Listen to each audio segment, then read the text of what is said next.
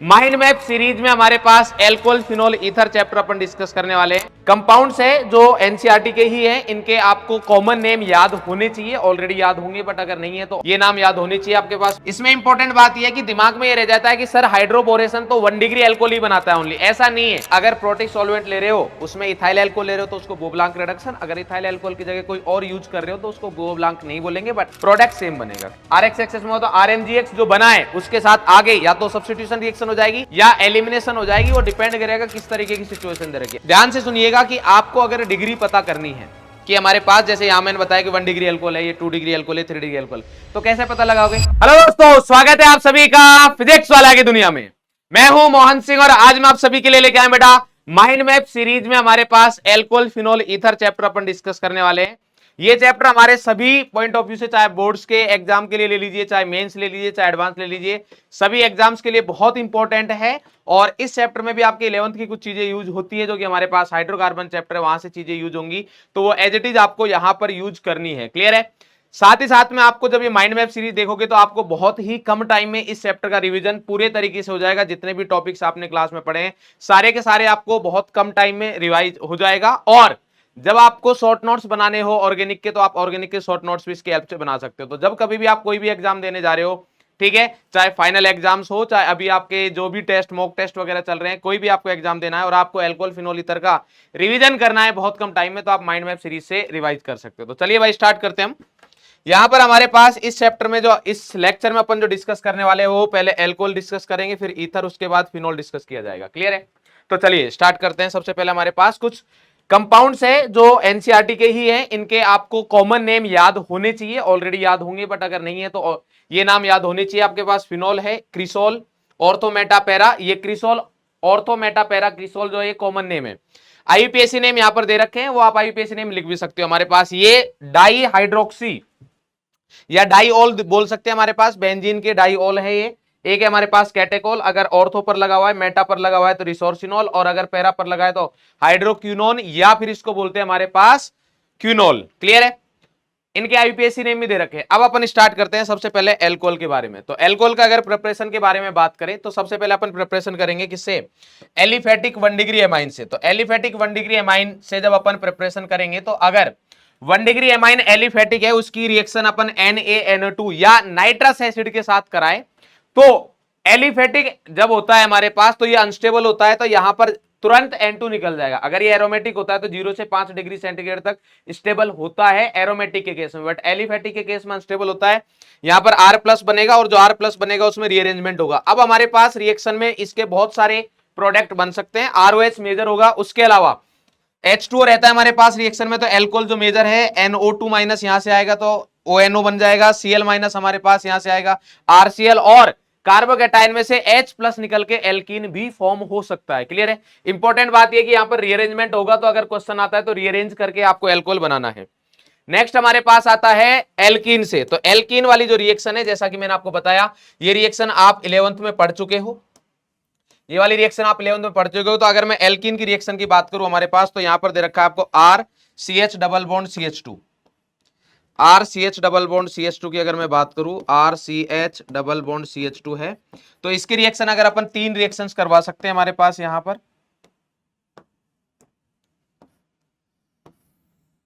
अगर आप catalytic hydration करते हो, यानी कि H3O प्लस के साथ रिएक्शन कराते हो, या फिर यहां पर दे रखा है डाइल्यूट H2SO4, तो इस वाले केस में आपके पास यहां पर रीअरेंजमेंट भी होता है, कार्बोकैटायन बनता है, और RCH रीअरेंजमेंट होता है, यहां पर ध्यान रखिएगा, RCOH, और यहां पर CH3 रीअरेंजमेंट होके तब हमारे पास प्रोडक्ट बनता है। अगर ये कायरल है तो हमारे पास रेशमिक मिक्सर बनेगा। दूसरा आता है हमारे पास हाइड्रोबोरेशन ऑक्सीडेशन। तो ये रिएक्शन हमारे पास बहुत इंपॉर्टेंट है, क्योंकि इसमें हमारे पास जो प्रोडक्ट बनता है BH3THF हमारे पास स्टार्टिंग में लेते हैं फर्स्ट, और देन हम लेते हैं H2O2 के साथ OH माइनस एल्कोहल बनाने के लिए। तो जब ये रिएक्शन होती है तो यहां पर हमारे पास इंपॉर्टेंट चीज है कि एंटी मार्कोनिकोव बनता है, RCH HCH2OH, तो एंटी मार्कोनिकोव बनेगा। सिन एडिशन होता है, एंटी मार्कोनिकोव एडिशन है। क्लियर? और बोरोन का जो साइड प्रोडक्ट है वो क्या होता है? BOH का होल थ्राइस। इसमें इंपॉर्टेंट बात यह है कि दिमाग में ये रह जाता है कि सर हाइड्रोबोरेशन तो 1 डिग्री एल्कोहल ही बनाता है ओनली, ऐसा नहीं है। एंटी मार्कोनिकोव करना है आपको। अगर एल्कीन एक ऐसी है जहां पर ट्रिपल मतलब 3 डिग्री और 2 डिग्री बन सकता है तो 2 डिग्री वाला एल्कोहल बनेगा। क्लियर है। नेक्स्ट आता है ऑक्सीमर्क्यूरेशन, डीमर्क्यूरेशन। तो ये तीनों ही रिएक्शन आपने 11th वाले हाइड्रोकार्बन चैप्टर में पढ़ी है। HgOAc का होल ट्वाइस, HgOAc का होल ट्वाइस H2O, और बाद में आता है हमारे पास NaBH4। तो यहां पर कोई रीअरेंजमेंट नहीं होता है, इसमें हमारे पास रीअरेंजमेंट हो सकता है। क्लियर, अगर पॉसिबिलिटी है। और इसमें हमारे पास नो रीअरेंजमेंट, मतलब अगर विदाउट रीअरेंजमेंट आपको मार्कोनिकोव एडिशन करवाना है तो अपन ये वाली रिएक्शन का यूज करते हैं। RCH, यहां पर आ गया OH और ये आ गया CH2, ये H। तो यहां पर भी प्लस माइनस अगर रेशमिक है मतलब वो कायरल बनेगा। तो क्लियर है। Rearrangement, without rearrangement Markovnikov addition, यहां पर रीअरेंज करके अपन मार्कोनिकोव जो भी मतलब कार्बोकैटायन स्टेबल बनेगा वहां से करेंगे। यहां कोई रीअरेंजमेंट नहीं, सिंपल बॉन्ड को ब्रेक करिए और एंटी मार्कोनिकोव से H2O का एडिशन कर दीजिए। नेक्स्ट हमारे पास जो आता है वो है फ्रॉम कार्बोनिल कंपाउंड। अब कार्बोनिल कंपाउंड में हमारे पास जैसे एल्डिहाइड कीटोन हो गए, ठीक है, कार्बोक्सिलिक एसिड एस्टर वगैरह हो गए, इनसे अपन को कैसे बनाना है। सबसे पहले अपन बात करते हैं रिडक्शन से। किससे करते हैं? रिडक्शन से। तो reduction by aldehyde and ketones. तो सबसे पहले आप ध्यान रखिएगा जब कभी भी अपन को रिडक्शन करना हो तो उसका डिग्री चेंज नहीं होता है। जिस कार्बन का रिडक्शन हो रहा है उसका डिग्री कभी भी चेंज नहीं होगा, ध्यान रखिएगा। मतलब हमारे पास एल्डिहाइड है तो एल्डिहाइड के रिडक्शन से RC डबल बॉन्ड OH, इस कार्बन का अगर डिग्री देखोगे तो कितना है? 1 डिग्री। तो जब आप इसका रिडक्शन करोगे और यहां पर जो एल्कोहल बनेगा वो हमारे पास 1 डिग्री ही एल्कोहल बनेगा, जैसा कि आपको दे भी रखा है RCH2OH 1 डिग्री एल्कोहल। अब बात आती है कि सर कौन कौन रिडक्शन कर सकता है। तो H2Ni के साथ, H2 के साथ NiPTPD कोई भी हो सकता है, NaBH4 कर सकता है, LiLH4 कर सकता है। मेनवाइन पॉन्डोफर्ली रिडक्शन ये हमारे पास है। इसमें क्या होता है? रिएजेंट जो होता है वो आइसोप्रोपाइल एल्कोहल और साथ में हमारे पास एल्यूमिनियम प्रोपोक्साइड, ये रिएजेंट यूज होता है। क्लियर। नेक्स्ट हमारे पास एक रिएक्शन और रहती है हमारे पास, बुओ-ब्लांक रिडक्शन, जिसमें हमारे पास जो रिएजेंट होता है वो कौन सा होता है? Na के साथ में इथाइल एल्कोहल C2H5OH। सेम चीज अगर मैं ये जो बुओ-ब्लांक रिडक्शन करा रहा हूं इसमें मैंने यहां पर प्रोटिक सॉल्वेंट लिया है, तो अगर प्रोटिक सॉल्वेंट लूंगा तब भी हमारे पास एल्डिहाइड से 1 डिग्री एल्कोहल ही मिलेगा। बट अगर इथाइल एल्कोहल के अलावा अगर आप मान लीजिए कोई और प्रोटिक सॉल्वेंट ले रहे हो तो उसको अपन बुओ-ब्लांक रिडक्शन नहीं बोलेंगे, बट प्रोडक्ट सेम बनेगा। दूसरी चीज, अगर मान लीजिए यहां पर आप Na की साथ में प्रोटिक सॉल्वेंट लिया, अगर प्रोटिक ना लेके आप नॉन पोलर सॉल्वेंट जैसे बेंजीन ले लिया, ईथर ले लिया, अगर इस तरीके का आप कोई सॉल्वेंट ले लेते हो तो उससे हमारे पास पिनेकोल का फॉर्मेशन होता है। जैसे Mg भी ले सकते हो हमारे पास यहां पर Mg के साथ में, जैसे फॉर एग्जांपल अगर मैं बोलूं आपको RC डबल बॉन्ड OH है और यहां पर आपने जो रिएजेंट ले रखा है वो ले रखा है Mg के साथ में बेंजीन, Mg बेंजीन ये दे रखा है ना, तो यहां पर जो प्रोडक्ट बनेगा वो क्या बन जाएगा? Pinacol formation. पिनेकोल क्या होता है? RC, यहां पर आ गया OH, COH और ये आ गया R, यहां पर H, ये H, ये हमारे पास आ जाएगा। बाद में अपन यहां पर H2 ऐड करते हैं जिससे कि हमारे पास O के पास H आ जाएगा। तो ये अगर नॉन पोलर सॉल्वेंट लोगे तो हमारे पास क्या बनेगा? Pinacol formation. 1,2 डाइयोल को पिनेकोल बोलते हैं। और अगर प्रोटिक सॉल्वेंट ले रहे हो उसमें इथाइल एल्कोहल ले रहे हो तो उसको बुओ-ब्लांक रिडक्शन, अगर इथाइल एल्कोहल की जगह कोई और यूज कर रहे हो तो उसको बुओ-ब्लांक नहीं बोलेंगे, बट प्रोडक्ट सेम बनेगा। क्लियर है। सेम चीज अपन जैसे एल्डिहाइड के साथ किया वैसे कीटोन के साथ करेंगे। सेम रिड्यूसिंग एजेंट है सबके सब, सेम टू सेम है, कोई चेंज नहीं है, बस प्रोडक्ट में चेंज आएगा। क्यों? क्योंकि कीटोन जो होता है वो कितने डिग्री का होता है? उसमें कार्बोनिल कार्बन जो होता है सर वो 2 डिग्री का होता है। कितने डिग्री का होता है? 2 डिग्री का। तो जब आप इसका रिडक्शन करोगे तो यहां पर आपको 2 डिग्री एल्कोहल मिल जाएगा। क्या मिल जाएगा? 2 डिग्री एल्कोहल। RC, यहां पर आ गया H, ये H, सॉरी RCOH और यहां पर क्या आ गया हमारे पास? ये R। तो ये हमारे पास 2 डिग्री एल्कोहल मिल जाएगा। इसके अलावा और कोई चेंज नहीं है, सारे के सारे रिएजेंट्स एक साथ है। तो जितने भी रिडक्शन है अब आपको कोई डाउट नहीं रहेगा कि सर कौन किसका रिडक्शन करेगा, सारे यहां पर दे रखे हैं विद प्रोडक्ट। क्लियर है। नेक्स्ट अगर अपन बात करें हमारे पास, तो नेक्स्ट आता है हमारे पास कार्बोक्सिलिक एसिड की। अब किसका कर रहे हैं अपन? कार्बोक्सिलिक एसिड का रिडक्शन करते हैं। तो कार्बोक्सिलिक एसिड में भी अगर आपसे पूछा जाए कि प्रोडक्ट से कितने डिग्री एल्कोहल बनेगा, तो जैसा मैंने आपको बोला कि कार्बन का डिग्री चेंज नहीं करना है, जिस कार्बन का रिडक्शन हो रहा है उसका डिग्री चेंज नहीं करोगे। तो जब कार्बोक्सिलिक एसिड में आप बात करोगे RC डबल बॉन्ड OH, तो आप देखिए कि इस कार्बन का डिग्री कितना है? 1 डिग्री। तो जब आप इसका रिडक्शन कर रहे हैं, क्या कर रहे हैं बेटा? रिडक्शन कर रहे हैं, तो क्या बनेगा हमारे पास? इसके रिडक्शन से RCH2OH, वही सेम 1 डिग्री एल्कोहल ही बनेगा। क्लियर है। यहां पर रिड्यूसिंग एजेंट है LiAlH4 यूज कर सकते हैं। NaBH4 सिर्फ एल्डिहाइड कीटोन और एसिड हैलाइड का ही रिडक्शन करता है। NaBH4 जो है वो एल्डिहाइड कीटोन एसिड हैलाइड का रिडक्शन करता है, एस्टर कार्बोक्सिलिक एसिड एमाइड वगैरह का रिडक्शन नहीं करता है। H2Ni वगैरह यूज कर सकते हैं बट उनके साथ टेम्परेचर की रिक्वायरमेंट होती है अपन को, ठीक है, इसलिए जो बेस्ट है हमारे पास वो ये है।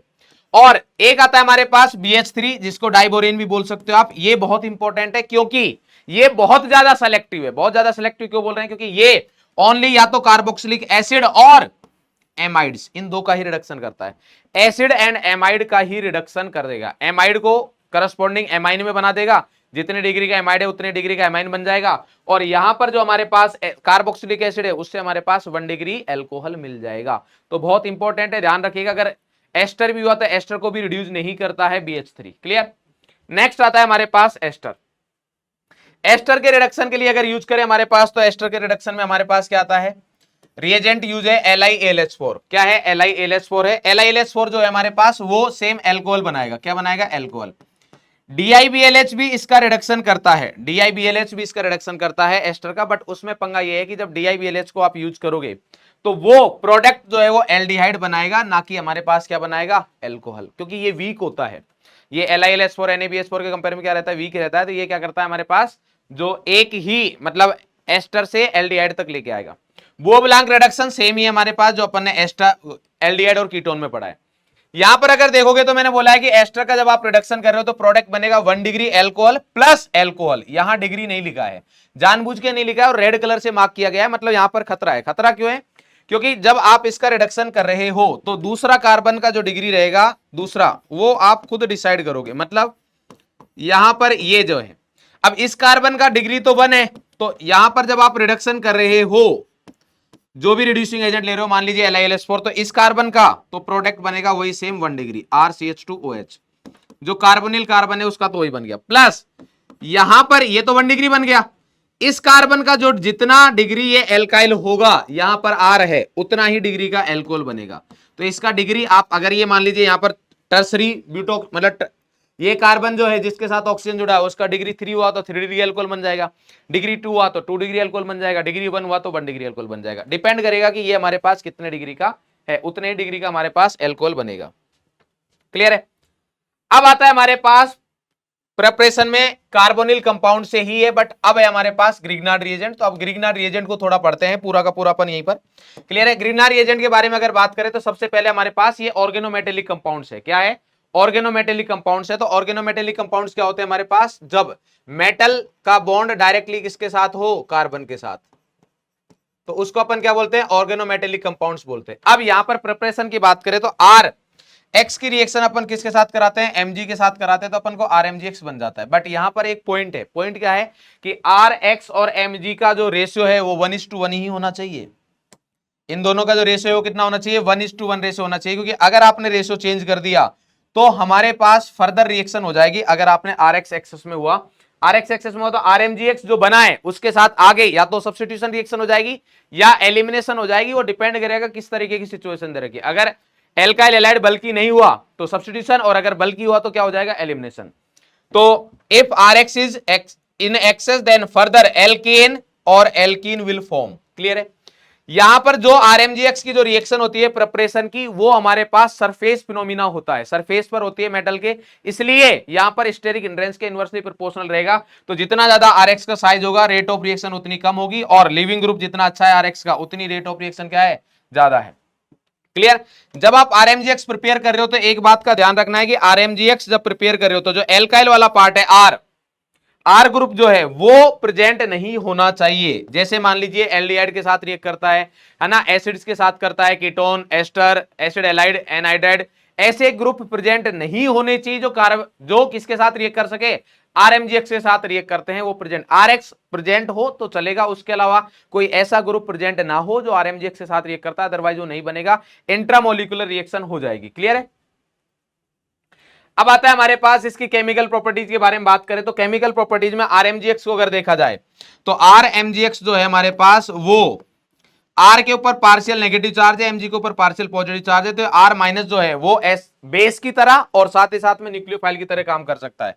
It can act as base as well as nucleophile, clear है। बट अगर मैं देखा जाऊं कि सर किसी रिएक्शन में मेरे पास ऑप्शन है कि मेरे को एसिड बेस रिएक्शन करवानी है या फिर न्यूक्लियोफाइल, तो first reaction acid base reaction ही होगी। तो रिएक्टिविटी एसिड बेस रिएक्शन की काफी ज्यादा होती है, किससे? न्यूक्लियोफिलिक रिएक्शन से।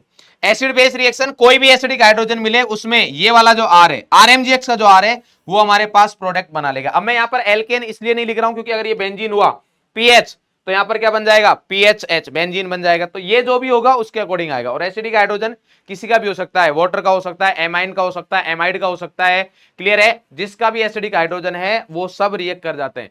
टर्मिनल एल्काइन का हो सकता है, क्लियर है। अब ऑर्गेनोमेटेलिक कंपाउंड्स की अगर रिएक्टिविटी की बात करें तो रिएक्टिविटी का जो कारण है यहां पर जो रिएक्ट कर रहा है वो आर के ऊपर जो चार्ज है नेगेटिव, वो रिएक्ट कर रहा है। इसका मतलब जितना ज्यादा इसके ऊपर नेगेटिव चार्ज आएगा उतनी ज्यादा रिएक्टिविटी ज्यादा होगी। और ये कब होगा? जब इसकी इलेक्ट्रॉन नेगेटिविटी कम होगी। मेटल की जो हमारे पास है वो इलेक्ट्रॉन नेगेटिविटी जितनी कम होगी उतना फायदा है। तो अगर Na है, Mg है और यहां पर R2Cu है, तो ये Na इलेक्ट्रोपॉजिटिव एलिमेंट ज्यादा है Mg से, इसलिए ज्यादा रिएक्टिव है। ये थोड़ा कम, ये और भी कम, क्लियर है। इवन ये तो सॉफ्ट न्यूक्लियोफाइल होता है। ये भी क्या होते हैं इसके बारे में अपन बात करेंगे अभी, क्लियर है। ये क्या होता है? सॉफ्ट न्यूक्लियोफाइल, ये हार्ड न्यूक्लियोफाइल रहते हैं, क्लियर है। अब बात आती है इसकी रिएक्शंस की। तो रिएक्शन की अगर बात करें हमारे पास, तो जैसा मैंने आपको बोला कि एसिड बेस रिएक्शंस और न्यूक्लियोफिलिक रिएक्शंस हो करता है। तो एसिड बेस रिएक्शन में तो अपन ने बात कर ली। अब जब न्यूक्लियोफाइल की रिएक्शन आती है तो दो तरीके की रिएक्शंस हो कर सकता है। ये एक तो नॉर्मली एडिशन रिएक्शंस हो करेगा, या फिर ये एडिशन एलिमिनेशन रिएक्शंस हो करता है। किस तरीके से बात करते हैं अपन? तो केमिकल रिएक्शंस में अगर हमारे पास बात करें तो यहां पर क्या दे रखा है कि न्यूक्लियोफिलिक एडिशन रिएक्शन, या फिर अपन किसकी बात कर रहे हैं? न्यूक्लियोफिलिक एडिशन एलिमिनेशन की बात कर रहे हैं हमारे पास। तो जो हमारे पास कार्बोनिल कार्बन है, सी डबल बॉन्ड ओ वाला जो कार्बन है, इसके साथ ए और बी, अगर ध्यान से देखें, A and B are not leaving group, अगर ये लिविंग ग्रुप नहीं है तो न्यूक्लियोफिलिक एडिशन रिएक्शन होगी ओनली। क्या होगी? Nucleophilic addition reaction. और ये केस तब बनता है जब हमारे पास एल्डिहाइड या कीटोन हो, क्योंकि एल्डिहाइड या कीटोन में कोई भी लिविंग ग्रुप नहीं होता है, तो हमारे पास न्यूक्लियोफिलिक एडिशन रिएक्शन होगा। इस वाले केस में जो प्रोडक्ट बनेगा वो एल्कोहल बनेगा। फॉर्मेल्डिहाइड में 1 डिग्री एल्कोहल, बाकी कोई भी एल्डिहाइड हो तो 2 डिग्री, और कीटोन में क्या बनता है? 3 डिग्री एल्कोहल, क्लियर है। बाकी अगर मान लीजिए ए या बी में से कोई भी एक लिविंग ग्रुप हुआ, कोई भी एक, दोनों भी हो या कोई भी एक, ए एंड बी में बोथ या फिर one of them is leaving group, then जो मैकेनिज्म होगी वो क्या होगी? एडिशन एलिमिनेशन मैकेनिज्म होगी। क्या होगी? एडिशन एलिमिनेशन मैकेनिज्म, क्लियर है। अब यहां पर एक क्वेश्चन ये आता है कि सर कितने मोल आरएमजीएक्स की रिक्वायरमेंट होगी? इस तरीके के भी क्वेश्चन आते हैं कि भाई कितने, कौन सा फंक्शनल ग्रुप है वो कितने आरएमजीएक्स के साथ रिएक्ट करेगा। तो इसका अगर मैं जवाब दूं आपको, तो जितने भी लिविंग ग्रुप रहते हैं, कोई भी सब्सटेंस जिसके साथ रिएक्ट कर रहा है, ये कोई भी हमारे पास रिएक्टेंट है जिसके साथ ये रिएक्ट कर रहा है, आरएमजीएक्स की रिएक्शन हो रही है, तो उसमें जितने लिविंग ग्रुप है उससे एक ज्यादा आरएमजीएक्स की रिएक्शन होती है। जैसे एल्डिहाइड कीटोन, और एल्डिहाइड और कीटोन में एक भी लिविंग ग्रुप नहीं रहता, तो यहां पर 1 मोल आरएमजीएक्स लगेगा इसके 1 मोल के साथ। जबकि अगर हमारे पास यहां बात करूं ये लिविंग ग्रुप की जो मैं बात कर रहा हूं, तो लिविंग ग्रुप क्या हो सकता है? हेलोजन हो सकता है, यानी कि एसिड हैलाइड हो सकता है, R C double bond O Z.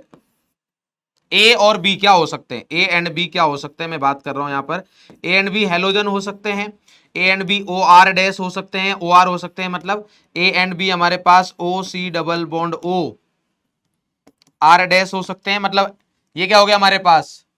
Halide, ester, anhydride, इनमें से कोई भी हो सकता है, क्लियर है।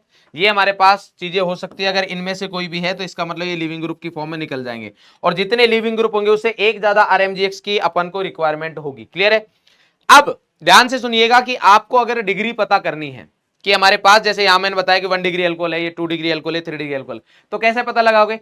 जितने बार आरएमजीएक्स की रिएक्शन हो रही है उतना डिग्री ऐड कर देना है रिएक्टेंट की डिग्री में, क्लियर है। जैसे फॉर्मेल्डिहाइड में कार्बन का डिग्री कितना रहता है हमारे पास? C double bond O H, तो ये 0 डिग्री है। तो प्रोडक्ट एक बार रिएक्शन होगी आरएमजीएक्स की, क्योंकि यहां पर एक भी लिविंग ग्रुप नहीं है, जैसा कि यहां पर बता रखा है कि number of RMgX is equal to number of leaving group plus 1, तो इसका डिग्री कितना हो जाएगा? 1।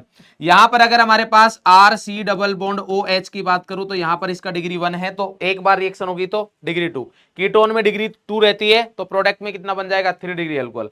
तो इस तरीके से आप यहां से डायरेक्टली प्रोडक्ट की डिग्री वगैरह भी बता सकते हो और ऑप्शंस एलिमिनेट कर सकते हो, क्लियर है। अब आती है हमारे पास इसके बाद जो रिएक्शन है वो नाइट्राइल के साथ रिएक्शन है। नाइट्राइल के साथ जब आप रिएक्शन कराते हो, R C triple bond N, तो यहां पर जब आप RMGX की रिएक्शन कराते हो तो देखो बाकी किसी के साथ भी अगर अपन रिएक्शन करवाए, बाकी किसी के साथ भी, मतलब यहां पर मैं R-MgX कर देता हूं इसको, ठीक है। पहले ये रिएक्ट करेगा, देन हमारे पास H2 आएगा, तो हमारे पास बन जाएगा कीटोन। क्या बन जाएगा? RC double bond O R-, मतलब इससे जो प्रोडक्ट मिलता है वो अपन को कीटोन मिलता है। तो अगर मान लीजिए हमारे पास एसिड एलाइड है, ठीक है, चाहे एस्टर हो चाहे हमारे पास एनाइडेड हो, उनके साथ अगर मैं RMGX की रिएक्शन कराता हूं और RMGX मेरे पास एक्सेस में है, तो फाइनल प्रोडक्ट हमारे पास एल्कोहल मिलता है। फाइनल प्रोडक्ट क्या मिलता है? एल्कोहल। क्लियर है? बट नाइट्राइल के साथ अगर आपने एल्कोहल ये RMGX एक्सेस में भी ले रखा है, तब भी हमारे पास प्रोडक्ट क्या बनता है? कीटोन बनता है। उसका रीजन ये है क्योंकि जब कीटोन के साथ नाइट्राइल के साथ जब अपन रिएक्शन करवाते हैं, तो जब मैकेनिज्म करवाते हैं, तो कीटोन के बनने से पहले हमारे पास क्या जाता है? H2O चला जाता है, और H2O के जाने के बाद अब जितना भी RMGX है वो पूरा का पूरा H2O के साथ रिएक्ट करेगा, ना कि किसी और के साथ। क्लियर है? क्योंकि एसिड बेस रिएक्शन करेगा वो H2O के साथ, तो जितना भी RMGX है वो पूरा H2O के साथ कंज्यूम हो जाता है। इसलिए यहां पर रोचक पॉइंट भी लिखा हुआ है, if water is added in the middle of reaction then all remaining RMGX will react with water does not react with other functional group। सब किसके साथ रिएक्ट करेगा? वाटर के साथ। उसका रीजन क्या है? एसिड बेस रिएक्शन है। नेक्स्ट पॉइंट आता है कि जब अपन लास्ट स्टेप में यहां पर प्रोटोनेशन करते हैं, मतलब H ऐड करते हैं, तो उस वाले केस में हमारे पास क्या होता है कि NH4Cl को अपन प्रीफर करते हैं H2SO4 के बजाय। उसका रीजन क्या है? क्योंकि अगर आप H2SO4 ऐड करोगे तो हमारा जो प्रोडक्ट बनता है जनरली वो एल्कोहल होता है। जनरली हमारे पास क्या होता है? एल्कोहल। जैसे यहां पर एल्कोहल है, अगर एस्टर में भी बात करोगे एक्सेस में, तो 3 डिग्री एल्कोहल, एसिड एलाइड में भी 3 डिग्री एल्कोहल, एनाइडेड के साथ भी 3 डिग्री एल्कोहल बनता है। तो अगर H2SO4 यूज किया तो H2SO4 डिहाइड्रेटिंग एजेंट है, तो जो प्रोडक्ट एल्कोहल बन रहा है उसका एलिमिनेशन होने के चांसेस रहते हैं। इसलिए हमारे पास अपन एल्कोहल के साथ रिएक्शन, मतलब एल्कोहल जब बनाते हैं तो अपन H2SO4 का काम यूज नहीं करते हैं। किसके लिए? प्रोटोनेशन के लिए। क्लियर है? NH4Cl यूज किया जाता है। RMGX CO2 के साथ रिएक्शन करेंगे हमारे पास, तो C double bond O double bond O, तो वही सेम ऐसे R यहां पर जाएगा, तो यहां बन जाएगा R C double bond O OH carboxylic acid, same जैसे यहां पर सल्फोनिक एसिड बना है। क्लियर है? तो इस तरीके से हमारे पास इसकी रिएक्शंस होती है। ऑक्सीजन के साथ कराओगे एक्सेस में, हमारे पास RMGX दे रखा है, तो वहां पर एल्कोहल बन जाता है ROH। क्लियर है? सल्फर के साथ कराओगे तो RSH बन जाता है। ऐसे बहुत सारी रिएक्शंस है हमारे पास। नेक्स्ट इंपॉर्टेंट रिएक्शन है इनकी इपॉक्साइड्स के साथ रिएक्शन, या मैं बोल सकता हूं साइक्लिक ईथर्स के साथ रिएक्शन। अच्छा, एक पॉइंट अपन यहां पर डिस्कस करना भूल गए थे कि RMGX के लिए जब अपन यूज करते हैं सॉल्वेंट, तो सॉल्वेंट हमारे पास, हाँ, सॉल्वेंट जो होता है हमारे पास वो क्या रहता है? 3 डिग्री एमाइन, या फिर हमारे पास कौन रहता है? ईथर। एमाइन में 3 डिग्री लेना क्यों जरूरी है? क्योंकि 3 डिग्री एमाइन में नाइट्रोजन के पास एसिडिक हाइड्रोजन नहीं है, और RMGX बहुत ज्यादा सेंसिटिव है एसिड बेस रिएक्शन के लिए। जैसा कि मैंने आपको बताया अभी कि एसिड बेस रिएक्शन बहुत बहुत बहुत ज्यादा फास्टर देता है। तो जब अपन इपॉक्साइड की रिएक्शन कर रहे हैं, तो हमारे पास देखिए कि ये ऑक्सीरेन, ये ऑक्सीरेन है, ऑक्सीरेन भी रिएक्ट कर लेता है, ऑक्सीटेन भी रिएक्ट कर लेता है, बट हमारे पास टेट्राहाइड्रोफ्यूरेन रिएक्ट नहीं करता है। उसका रीजन क्या है? क्योंकि इसको तो अपन एज ए सॉल्वेंट यूज करते हैं, क्योंकि इसमें इतना एंगल स्ट्रेन नहीं है। यहां पर एंगल स्ट्रेन ज्यादा है, तो ज्यादा एंगल स्ट्रेन ज्यादा रेट ऑफ रिएक्शन। क्लियर है? और कम एंगल स्ट्रेन तो रिएक्टिविटी कम होती जा रही है। साइक्लो, ये 5 मेंबर ईथर हो गया, 6 मेंबर ईथर हो गया, 7 मेंबर ईथर हो गया, ये सब रिएक्ट नहीं करते हैं, ये सॉल्वेंट की तरह यूज होते हैं। क्लियर है? अब हमारे पास जब यहां पर रिएक्शन करोगे तो बहुत इंपॉर्टेंट रिएक्शन होती है कि जब आप साइक्लिक ईथर की रिएक्शन करवा रहे हो, तो डिपेंड करता है कि आपका मीडियम कौन सा है। अगर मीडियम एसिडिक है तो मैकेनिज्म SN1 से होगी। सिर्फ हाइड्रेशन की बात नहीं कर रहा हूं मैं, H2O के एडिशन की बात नहीं कर रहा हूं। अगर आगे भी आप RMGX वगैरह के साथ भी रिएक्शन करवाओगे, यहां पर ये सिर्फ यहां पर H2O की दे रखा है, बट RMGX के साथ भी अगर रिएक्शन करवाओगे, तो RMGX के साथ अपन मीडियम यूज करते हैं, न्यूट्रल या फिर बेसिक। तो अगर आप RMGX के साथ भी रिएक्शन करवा रहे हो, तो अगर मीडियम हमारे पास, कभी भी ध्यान रखना, इपॉक्साइड्स के साथ यहां पर अगर हमारे पास रिएक्शन करवा रहे हैं, तो अगर मीडियम, बेसिक या न्यूट्रल है, तो मैकेनिज्म SN2 होगी। SN2 में हमारे पास लेस हिंडेड वाली साइड से न्यूक्लियोफाइल अटैक करता है, और अगर मीडियम एसिडिक है तो मैकेनिज्म SN1 होगी। तो यहां पर देखिए एसिडिक मीडियम है, तो H+ सबसे पहले ऑक्सीजन के पास गया, और यहां से इस तरीके से ब्रेक हो रहा है कि स्टेबल कार्बोकेटायन फॉर्म हो, तो यहां पर हमारे पास SN1 के थ्रू ये प्रोडक्ट बन रहा है। सेम रिएक्टेंट है, सेम प्रोडक्ट है। यहां पर O18 लिया था अपन ने, यहां पर भी O18 ले रहा हूं, बट यहां पर मैकेनिज्म कौन सी लगेगी? SN2, क्योंकि मीडियम कौन सा है? बेसिक। तो आप देख सकते हो कि प्रोडक्ट हमारे पास दोनों जस्ट एक दूसरे के अपोजिट बन रहे हैं। यहां पर O18 3 डिग्री वाला है, यहां पर O18 कौन सा है? 1 डिग्री वाला है। तो ये हमारे पास यहां पर मैंने आपको बता रखा है कि अगर मीडियम, न्यूट्रल या बेसिक हुआ तो मैकेनिज्म SN2 होगी, अगर मीडियम एसिडिक हुआ तो हमारे पास मैकेनिज्म कौन सी होगी? SN1 होगी। क्लियर है? ठीक है। नेक्स्ट हमारे पास जो आता है यहां पर रिएक्टिविटी, तो रिएक्टिविटी की अगर बात करें तो रिएक्टिविटी हमारे पास जब मैकेनिज्म देखते हैं तो इस बात पे डिपेंड करती थी कार्बोनिल कार्बन के पास हिंड्रेंस कितना है पहली चीज, और कार्बोनिल कार्बन के पास जितना ज्यादा पॉजिटिव चार्ज रहेगा उतनी रेट ऑफ रिएक्शन क्या रहेगी ज्यादा। तो इलेक्ट्रॉनिक इफेक्ट और साथ ही साथ में स्टेरिक हिंड्रेंस दोनों ही रेट ऑफ रिएक्शन को अफेक्ट करेंगे। तो if positive charge is high at carbonyl carbon then rate of reaction will be high, and if steric hindrance is low then rate of reaction will be high. Clear है? तो यहां पर हमारे पास दोनों ही factor पे depend करता है। तो एलिफेंट ये रेट ऑफ रिएक्शन है हमारे पास NAR न्यूक्लियोफिलिक एडिशन रिएक्शन के लिए। तो यहां पर कोई भी लिविंग ग्रुप नहीं रहेगा क्योंकि न्यूक्लियोफिलिक एडिशन रिएक्शन वही कार्बोनिल कंपाउंड देंगे जिनके पास कोई लिविंग ग्रुप नहीं है। अगर किसी के पास लिविंग ग्रुप हुआ तो वहां पर जो रेट ऑफ रिएक्शन रिएक्शन का टाइप रहेगा वो न्यूक्लियोफिलिक एडिशन एलिमिनेशन हो जाएगा, SNAR nucleophilic substitution reaction via addition elimination mechanism. Clear है? तो यहां पर जितना कम हिंड्रेंस उतनी रेट ऑफ रिएक्शन ज्यादा। तो एल्डिहाइड कोई भी हो वो कीटोन से ज्यादा रिएक्टिव है। तो फॉर्मेल्डिहाइड सबसे कम हिंड्रेंस, उसके बाद normal aldehyde, then aromatic aldehyde, अब आते हैं कीटोन, देन एक साइड से एरोमेटिक कीटोन, देन दोनों साइड से एरोमेटिक कीटोन। क्लियर है? एसिड डेरिवेटिव की अगर रिएक्टिविटी की बात करोगे हमारे पास तो देखिए हमारे पास RCOX की रेट ऑफ रिएक्शन सबसे ज्यादा रहेगी क्योंकि इसका एक तो माइनस आई लगता है इफेक्टिव, दूसरा लिविंग ग्रुप भी बहुत अच्छा है। यहां पर अगर बात करोगे एनहाइड्राइड और एस्टर में, तो एनहाइड्राइड और एस्टर की अगर बात करोगे तो एनहाइड्राइड में जो RC डबल बॉन्ड O के बाद ये ऑक्सीजन है जिसका प्लस M लग रहा है वो दोनों साइड लगेगा क्योंकि ये भी इसको पुल करेगा ये भी पुल करेगा। तो ओवरऑल इस ऑक्सीजन का इस कार्बोनिल कार्बन पर प्लस M कम लग रहा है, जबकि यहां पर इस ऑक्सीजन का प्लस M सिर्फ और सिर्फ इस कार्बोनिल कार्बन को मिल रहा है। यहां पर ये बढ़ रहा है, इस ऑक्सीजन का प्यार दोनों कार्बन के लिए है, इस ऑक्सीजन का प्यार सिर्फ इस कार्बन के लिए, तो ये प्यार ज्यादा दे रहा है इसलिए रेट ऑफ रिएक्शन कम होगी। क्यों? क्योंकि इस कार्बन के ऊपर अब पॉजिटिव चार्ज कम रहेगा जबकि पॉजिटिव चार्ज अपन को ज्यादा चाहिए। साथ ही साथ में ऐसा भी बोल सकते हैं कि OR का लिविंग OR डैश जो है हमारे पास OR माइनस की फॉर्म में निकलेगा तो लिविंग ग्रुप गंदा है कंपेयर टू यहां पर जो एसिड का O माइनस COR निकलेगा क्योंकि ये कार्बोक्सिलिक एसिड का एनायन बनेगा अगर यहां से निकलता है तो। क्लियर है? और साथ ही साथ में हमारे पास 3 डिग्री एमाइड लिखा है मैंने, ध्यान दीजिए ये जो एमाइड है हमारे पास 3 डिग्री है, 1 डिग्री 2 डिग्री नहीं है, क्योंकि 1 डिग्री 2 डिग्री में नाइट्रोजन के पास हाइड्रोजन रहेगा और उसकी रेट ऑफ रिएक्शन सबसे ज्यादा रहेगी। क्यों? क्योंकि वो एसिडिक हाइड्रोजन है। क्लियर है? और लास्ट में हमारे पास आ गया कार्बोजिलेट आयन क्योंकि इसका प्लस M तो बहुत बहुत बहुत ज्यादा हाई है, very high plus M। Clear है?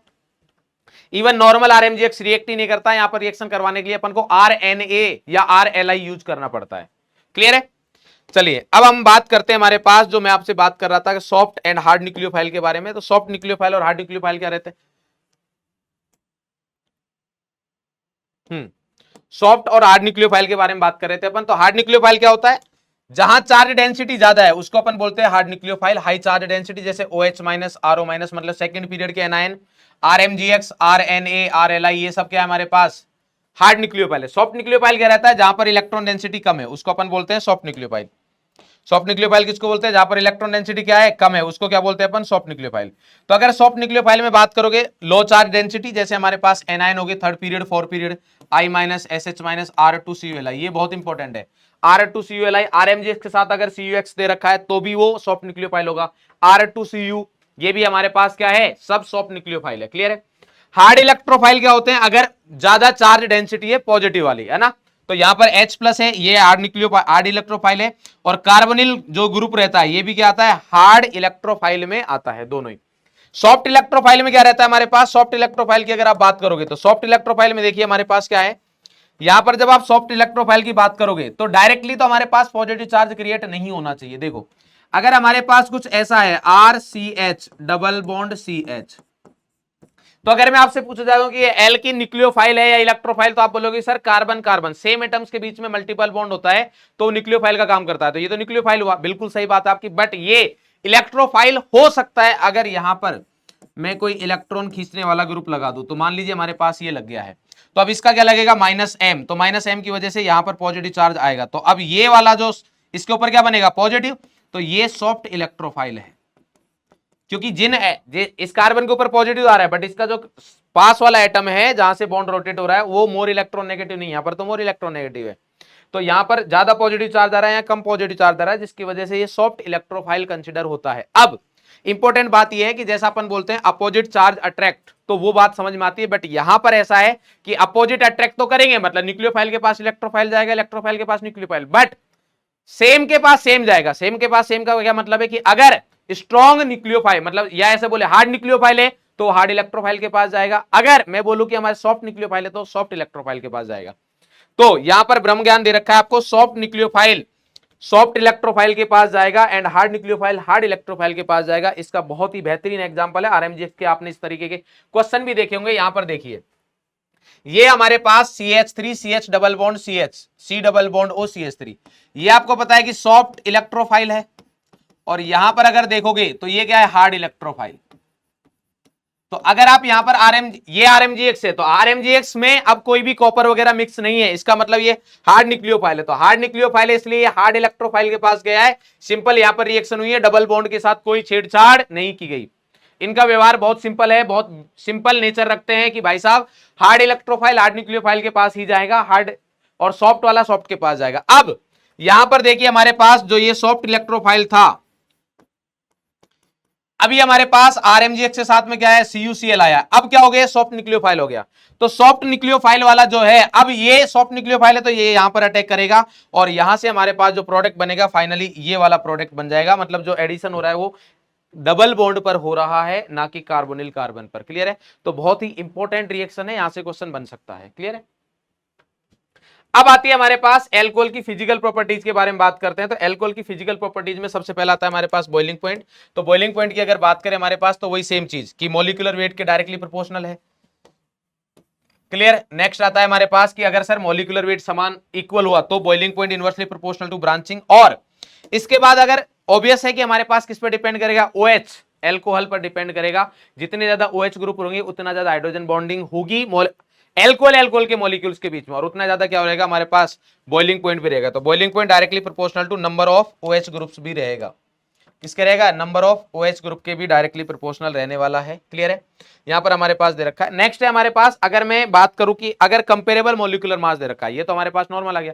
कंपेरेबल मॉलिक्यूलर मास दे रखा है तो ईथर हुआ या हेलो एल्केन्स वगैरह हुआ, क्लियर है, या हमारे पास एल्डिहाइड कीटोन वगैरह हुआ, तो उन सबसे इसका एल्कोहल का और फिनोल का बॉइलिंग पॉइंट ज्यादा रहता है, क्योंकि एल्कोहल और फिनोल दोनों में ही हाइड्रोजन बॉन्डिंग पाई जाती है। क्लियर है? सॉल्युबिलिटी अगर बात करें तो सॉल्युबिलिटी इनवर्सली प्रोपोर्शनल है किसके, साइज ऑफ एल्काइल चेन। ये जो सॉल्युबिलिटी की बात कर रहे हैं, सॉल्युबिलिटी इन वाटर बात हो रही है। किसकी बात हो रही है, सॉल्युबिलिटी इन वाटर बात हो रही है। क्लियर है? नेक्स्ट अगर अपन बात करें हमारे पास, तो नेक्स्ट अब आता है इसकी रिएक्शंस। तो रिएक्शंस में अगर मैं बात करूं तो रिएक्शंस हमारे पास इसकी दो तरीके की रिएक्शंस होती है। केमिकल प्रॉपर्टीज की अगर मैं बात करूं इसकी, तो केमिकल प्रॉपर्टीज में हमारे पास दो तरीके की रिएक्शन होती है। पहली हमारे पास जिसमें एल्कोहल की अगर मैं बात करूं तो देखो R, यहां पर क्या रहेगा CH और ये OH, ये कुछ भी हो सकता है, अपन को इससे मतलब नहीं है। यहां पर R हो नहीं हो कोई मतलब नहीं, मतलब मेरे को इसमें इंटरेस्ट है। तो यहां पर या तो ये OH बॉन्ड टूटेगा, ये कार्बन ऑक्सीजन बॉन्ड टूटेगा, तो उसके बेसिस पर हमारे पास OH बॉन्ड टूटेगा वो वाली रिएक्शंस, और जब कार्बन ऑक्सीजन बॉन्ड टूटेगा वो वाली रिएक्शन। दो तरीके की रिएक्शंस होंगी। अब एल्कोहल जो होता है हमारे पास वो इलेक्ट्रोफाइल और न्यूक्लियोफाइल दोनों की तरह ही काम कर सकता है। इलेक्ट्रोफाइल का, न्यूक्लियोफाइल का तो बहुत ही सिंपल सा फंडा है कि ROH ऑक्सीजन के पास क्या है सर, लोन पेयर है। तो यहां पर अगर कार्बन के पास पॉजिटिव चार्ज है तो ये इसको इलेक्ट्रॉन देगा, और ये किसकी तरह काम कर रहा है, as a nucleophile. But electrophile कब काम करेगा, इलेक्ट्रोफाइल डायरेक्टली एल्कोहल नहीं करता है, इलेक्ट्रोफाइल का काम करता है प्रोटोनेटेड एल्कोहल। तो अगर हमारे पास RCH2OH है, इसको प्रोटोनेट किया यहां पर ऑक्सीजन के लोन पेयर, तो यहां पर ये RCH2OH2 प्लस बन गया। अब ये इलेक्ट्रोफाइल का काम कर रहा है, क्यों, क्योंकि OH2 प्लस अच्छा लिविंग ग्रुप है, H2 की फॉर्म में निकलेगा, और यहां से जो Br माइनस है ये इसको इलेक्ट्रॉन दे रहा है। तो अब ये इलेक्ट्रोफाइल हो गया और ये न्यूक्लियोफाइल हो गया, तो ये यहां पर रिएक्शन हो रही है। क्लियर है? ये अपन ने न्यूक्लियोफिलिक सब्स्टिट्यूशन रिएक्शंस भी की थी जब अपन एल्काइल एलाइड वाला चैप्टर पढ़ा था। क्लियर है?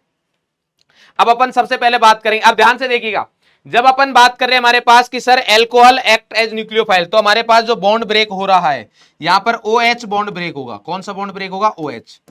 और जब हमारे पास बात करें प्रोटोनेटेड एल्कोहल, यानी कि जब ये इलेक्ट्रोफाइल की तरह काम कर रहा है, तो देखिए हमारे पास कौन सा बॉन्ड ब्रेक हुआ है, कार्बन ऑक्सीजन।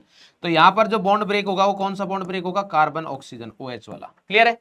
चलिए सबसे पहले अपन बात करते हैं कि जब हमारे पास OH बॉन्ड ब्रेक हो रहा है तो इसकी दो रिएक्शंस है, यहां पर देख भी लेते हैं। एक तो है एसिडिटी वाली और दूसरा है हमारे पास एस्टरिफिकेशन। और जिन रिएक्शंस में हमारे पास क्या होता है, OH बॉन्ड ब्रेक होता है, तो लुकास रिएजेंट के साथ, फास्फोरस हैलाइड्स के साथ ऑलरेडी हो गई है dehydration reaction and oxidation reaction. तो एक एक करके अपन सारी रिएक्शंस पढ़ते हैं। सबसे पहला आता है हमारे पास एसिड बेस रिएक्शन की अगर मैं बात करूं हमारे पास, तो एसिडिटी ऑफ एल्कोहल ऑलरेडी अपन ने पढ़ा हुआ है वैसे जीओसी में। तो यहां पर सिंपल है कि ये मेटल्स के साथ रिएक्ट करते हैं। ध्यान रखिएगा एल्कोहल जो होते हैं लिटमस पेपर टेस्ट नहीं देते हैं, मतलब लिटमस पेपर टेस्ट में अगर आप एल्कोहल का नेचर पता करने जाओगे कि एसिडिक है या बेसिक है तो वो टेस्ट नहीं देते हैं, जबकि फिनॉल टेस्ट देता है ये वाला। क्लियर है? मेटल के साथ रिएक्ट करके हमारे पास सिंपल RONA और H2 गैस वगैरह देगा। और यहां पर जो अगर रिएक्टिविटी की बात करें तो वो reactivity directly proportional to acidity, यानी कि RCH2OH 1 डिग्री एल्कोहल की रिएक्टिविटी ज्यादा है।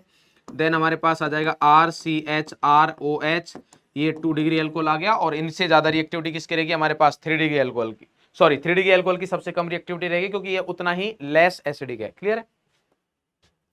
नेक्स्ट आता है हमारे पास एस्टरिफिकेशन। तो एस्टरिफिकेशन हमारे पास ऐसा नहीं है कि सिर्फ एल्कोहल शो करता है, एस्टरिफिकेशन रिएक्शंस हमारे पास फिनोल भी शो करता है ना। क्लियर है? तो alcohols and phenols react with carboxylic acid के साथ रिएक्ट कर सकते हैं। जनरली दिमाग में आता है carboxylic acid, but only carboxylic acid नहीं है। कार्बोक्सिलिक एसिड हो सकता है, एसिड क्लोराइड हो सकता है और एसिड एनहाइड्राइड हो सकता है। इन सब के साथ रिएक्ट करके क्या बनाते हैं? एस्टर बनाते हैं। बहुत सिंपल सी रिएक्शन है हमारे पास, RCOH प्लस R-OH। यहां पर क्या बन रहा है हमारे पास? RCOR- प्लस H2O बन रहा है। यहां पर देखिए हमारे पास AR या ये फिनोल भी हो सकता है, ये R-COCl के साथ जब अपन करवा रहे हैं तो यहां पर क्या बनेगा हमारे पास? R या AR और ये आ गया C double bond O, R या AR के साथ O और यहां पर इस वाले पार्ट का जो है C डबल बॉन्ड O और ये आ गया R-। इंपॉर्टेंट बात यह है कि जब आप H2O का एलिमिनेशन, मतलब यहां से जब H2O निकल रहा है तो उसमें से कौन सा H कौन सा OH जाएगा? H हमारे पास से वो जाएगा जो अल्कोहल का है और OH हमारे पास कार्बोक्सिलिक एसिड का जाएगा। यहां से भी हमारे पास जो है अल्कोहल या फिनोल वाला H जाएगा और यहां से जो है Cl निकल जाएगा और इस तरीके से हमारे पास एस्टर बनेगा। क्लियर है? इंपॉर्टेंट चीज ये है कि कैसे याद रखा जाए इस चीज को, तो बहुत सिंपल है कि हमारे पास अल्कोहल के पास एक ही ऑक्सीजन होता है जबकि एसिड के पास 2 ऑक्सीजन रहते हैं। तो आप इस तरीके से दिमाग में रख सकते हो हमारे पास कि जिसके पास 2 ऑक्सीजन रहेगा उसका OH जाएगा और जिसके पास एक है वो उसका ओनली H जाएगा। ठीक है? ये सिर्फ याद करने के लिए सिंपल एस्टरिफिकेशन की जब अपन बात करते हैं। क्लियर है? ठीक है? नेक्स्ट अगर अपन बात करें यहां पर कुछ इंपॉर्टेंट पॉइंट्स है कि किस किस बात का अपन को ध्यान रखना है। तो पहली बात तो ये है कि ये वाली जो रिएक्शन होती है हमारे पास, तो ये रिएक्शन देख रहे हो आप रिवर्सिबल रिएक्शन है। कौन सी रिएक्शन है? रिवर्सिबल। तो अगर मैं रिवर्सिबल रिएक्शन की बात करूं तो मैं यहां पर बोलूंगा कि अगर रिवर्सिबल रिएक्शन है तो इसका मतलब बैकवर्ड डायरेक्शन में आती है। तो अगर मेरे को इस रिएक्शन का प्रोडक्ट ज्यादा चाहिए तो मैं क्या करूंगा? या तो प्रोडक्ट बनते हैं उसकी कंसंट्रेशन को कम कर दूंगा या फिर रिएक्टेंट की कंसंट्रेशन को बढ़ाता जाऊंगा जिससे कि इक्विलिब्रियम फॉरवर्ड डायरेक्शन में रहे। तो for better yield of reaction ester according to Le Chatelier principle product को रिमूव करे या फिर कंसंट्रेशन ऑफ रिएक्टेंट को क्या करे? इंक्रीज करे। क्लियर? दूसरा, अब बात आती है एस्टरिफिकेशन की रेट ऑफ रिएक्शन के बारे में। तो एस्टरिफिकेशन रिएक्शन में एल्कोहल जो है वो न्यूक्लियोफाइल का काम कर रहा है, ऑलरेडी अपन डिस्कस कर चुके हैं कि जब न्यूक्लियोफाइल का काम करता है तभी OH बॉन्ड ब्रेक होता है। और RCOH जो है वो इलेक्ट्रोफाइल का काम करता है। अब अगर एल्कोहल न्यूक्लियोफाइल का काम कर रहा है तो अच्छा न्यूक्लियोफाइल होना चाहिए। क्लियर है? और न्यूक्लियोफिलिसिटी एक ऐसा पैरामीटर है जो किस पर डिपेंड करता है? हिंड्रेंस पर। इसका मतलब एल्कोहल का साइज कम से कम होना चाहिए। अगर एल्कोहल में R पार्ट जितना ज्यादा बल्कि हुआ उतनी रेट ऑफ रिएक्शन क्या रहेगी? कम रहेगी। तो as degree of alcohol increases rate of reaction decreases. क्यों? तो इसलिए रेट ऑफ रिएक्शन क्या रहेगी? 1 डिग्री एल्कोहल की ज्यादा than 2 degree than 3 degree alcohol. क्यों? क्योंकि एल्कोहल न्यूक्लियोफाइल का काम कर रहा है, nucleophilicity inversely proportional to steric hindrance है ना। दूसरा, कार्बोक्सिलिक एसिड की बात करें वो किसका काम कर रहा है? वो काम कर रहा है यहां पर इलेक्ट्रोफाइल का। तो इलेक्ट्रोफाइल के ऊपर जितना ज्यादा पॉजिटिव चार्ज उतनी रेट ऑफ रिएक्शन ज्यादा रहेगी। तो अगर इस केस में अपन बात करें तो अगर R ग्रुप में कोई इलेक्ट्रॉन विड्रॉइंग ग्रुप लगा हुआ है इसका मतलब रेट ऑफ रिएक्शन ज्यादा रहेगी, या फिर R ग्रुप अगर जितना इलेक्ट्रॉन डोनेटिंग ग्रुप कम हुआ उतनी रेट ऑफ रिएक्शन ज्यादा है। इसीलिए हमारे पास देखिए कि एज इलेक्ट्रॉन डेंसिटी इंक्रीजेज यानी कि इलेक्ट्रोफिलिसिटी क्या होगी? कार्बोनिल कार्बन की डिक्रीज होगी तो रेट ऑफ रिएक्शन क्या हो जाएगी? कम हो जाएगी हमारे पास। रेट ऑफ रिएक्शन क्या हो जाएगी हमारे पास? कम। तो अगर आप लिखना भी चाहो जैसे मान लीजिए CH3COH और मैं आपको बोलूं कि हमारे पास CH3CH2COH की रेट ऑफ रिएक्शन की बात करोगे तो हमारे पास CH3CH2C डबल बॉन्ड OH की रेट ऑफ रिएक्शन कम रहने वाली है। किससे? CH3COH से, क्योंकि यहां पर एक ही मतलब जो इलेक्ट्रॉन देने की टेंडेंसी वो कम है, इसका प्लस आई कम है, इसका प्लस आई ज्यादा है। क्लियर है? अब आती है हमारे पास रिएक्शन जिनमें CO बॉन्ड ब्रेक होता है। तो रिएक्शन जिनमें CO बॉन्ड ब्रेक होता है उनकी अगर अपन बात करें तो यहां पर क्या है? रिएक्शंस विद हाइड्रोजन हैलाइड्स जो अपन ऑलरेडी बात कर चुके हैं। HX के साथ हमारे पास रिएक्शन तो ROH plus HX RX plus H2 बनता है। इसमें हमारे पास एक इंपॉर्टेंट रिएक्शन आती है, वो आती है Lucas reagent, concentrate HCl plus ZnCl2। यहां पर मैंने जब लास्ट चैप्टर पढ़ाया था तो उसमें भी बताया था कि कंसंट्रेट ये लुकास टेस्ट होता है to differentiate 1 degree 2 degree 3 degree alcohol, क्योंकि 1 डिग्री एल्कोहल जो होता है वो तुरंत इमीडिएट टर्बिडिटी देता है, 2 डिग्री एल्कोहल है वो थोड़ा टाइम लगाता है और 3 डिग्री एल्कोहल जो है सॉरी 3 डिग्री अल्कोहल तुरंत इमीडिएट टर्बिडिटी दे देता है, 2 डिग्री अल्कोहल थोड़ा टाइम लगाता है, 1 डिग्री अल्कोहल रूम टेम्परेचर पर तो देगा नहीं, हीट करेंगे तो टर्बिडिटी दे भी देता है। इंपॉर्टेंट बात यह कि ये जो टर्बिडिटी की बात हो रही है ये आरएक्स की टर्बिडिटी बनती है, ना कि अल्कोहल की, क्योंकि अल्कोहल तो वाटर में सॉल्युबल रहता है। क्लियर है, बात समझ में आ गई। और 3 डिग्री अल्कोहल की रिएक्टिविटी ज्यादा होती है क्योंकि स्टेबल कार्बोकेटायन बनता है। 3 डिग्री अल्कोहल की रिएक्टिविटी क्या रहती है, ज्यादा रहती है, क्योंकि वहां पर क्या बनता है, हमारे पास स्टेबल कार्बोकेटायन बनता है। तो इंपॉर्टेंट बात यह है कि जितने भी हमारे पास ऐसे अल्कोहल जो स्टेबल कार्बोकेटायन बनाते हैं, जैसे एलाइलिक अल्कोहल हो गया, या फिर अपन बात करें बेंजाइलिक अल्कोहल हो गया, वो भी लुकास टेस्ट बहुत फास्ट देंगे। क्लियर है, जैसे हमारे पास 3 डिग्री अल्कोहल देते हैं उसी तरीके से, क्योंकि स्टेबल कार्बोकेटायन मेन फंडा है। नेक्स्ट आता है हमारे पास, यहां पर ये ऑलरेडी अपन रिएक्शन पढ़ चुके हैं ना। नेक्स्ट आता है हमारे पास डिहाइड्रेशन। तो डिहाइड्रेशन की रिएक्शन की अगर बात करें तो ये सेम रिएक्शन हमारे पास अपन ने हाइड्रोकार्बन में भी पड़ी हुई है वैसे, बट अपन यहां पर भी पूरा देख रहे हैं। क्या है, सबसे पहले ये जो रिएक्शन है टेम्परेचर डिपेंडेंट, या अपन बोल सकते हैं कंडीशन डिपेंडेंट है। अगर हमारे पास टेम्परेचर दे रखा है 20 से 100 डिग्री सेंटीग्रेड, 20 से 100 डिग्री सेंटीग्रेड है, तो यहां पर जो प्रोडक्ट बनता है वो हमारे पास ROSO3H बनेगा।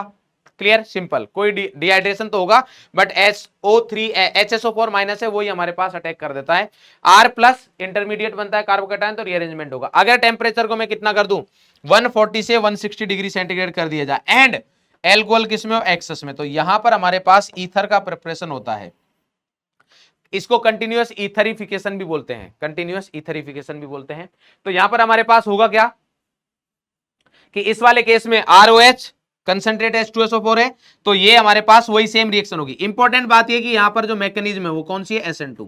तो SN2 मैकेनिज्म है, तो सर यहां तो हिंड्रेंस नहीं होना चाहिए, बिल्कुल सही बात है। तो ये R ग्रुप जो है और वापस से जो एल्कोहल अटैक कर रहा है, तो इनका हिंड्रेंस कम से कम होना चाहिए। इसीलिए ये जो मेथड है वो सिर्फ और सिर्फ बेटर होता है जब हमारे पास सिमेट्रिक एंड 1 डिग्री ईथर बनाना हो। 1 डिग्री ईथर का तो समझ आता है कि सर 1 डिग्री ईथर इसलिए बोल रहे हैं बिकॉज हिंड्रेंस कम से कम होना चाहिए, जिससे कि SN2 मैकेनिज्म हो रही है। सिमेट्रिक क्यों, क्योंकि अगर आपने ये दोनों मॉलिक्यूल अलग अलग ले लिए तो डीप्रोटोनेशन स्टार्टिंग में इधर इस वाले पर भी हो सकता है, ROH पर भी, और R-OH पर भी हो सकता है। तो वहां पर 3 प्रोडक्ट बनते हैं, जैसे वुड्स रिएक्शन वगैरह में भी हमारे पास होता है। क्लियर है।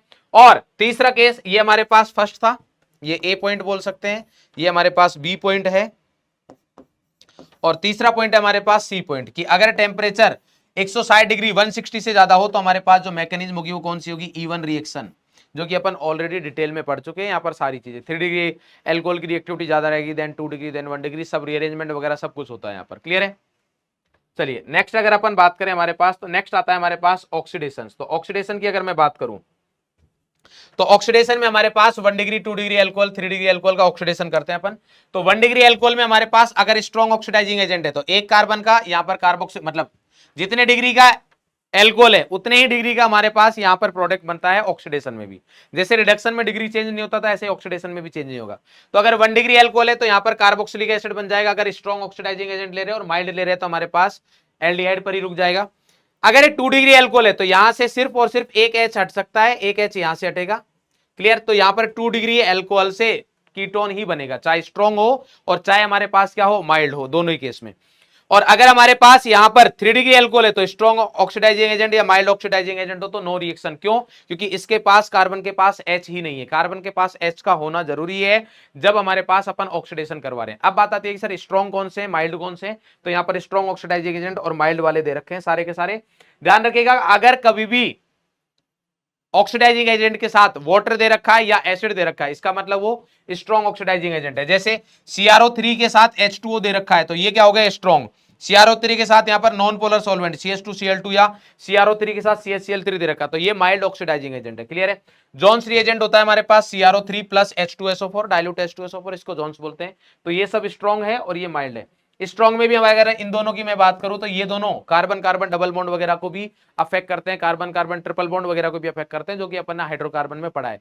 तो ध्यान रखिएगा कि सिर्फ एल्कोहल का ऑक्सीडेशन करना है या डबल बॉन्ड ट्रिपल बॉन्ड वगैरह का भी ऑक्सीडेशन करना है, तो उस चीज का बहुत ध्यान रखेंगे। क्लियर है।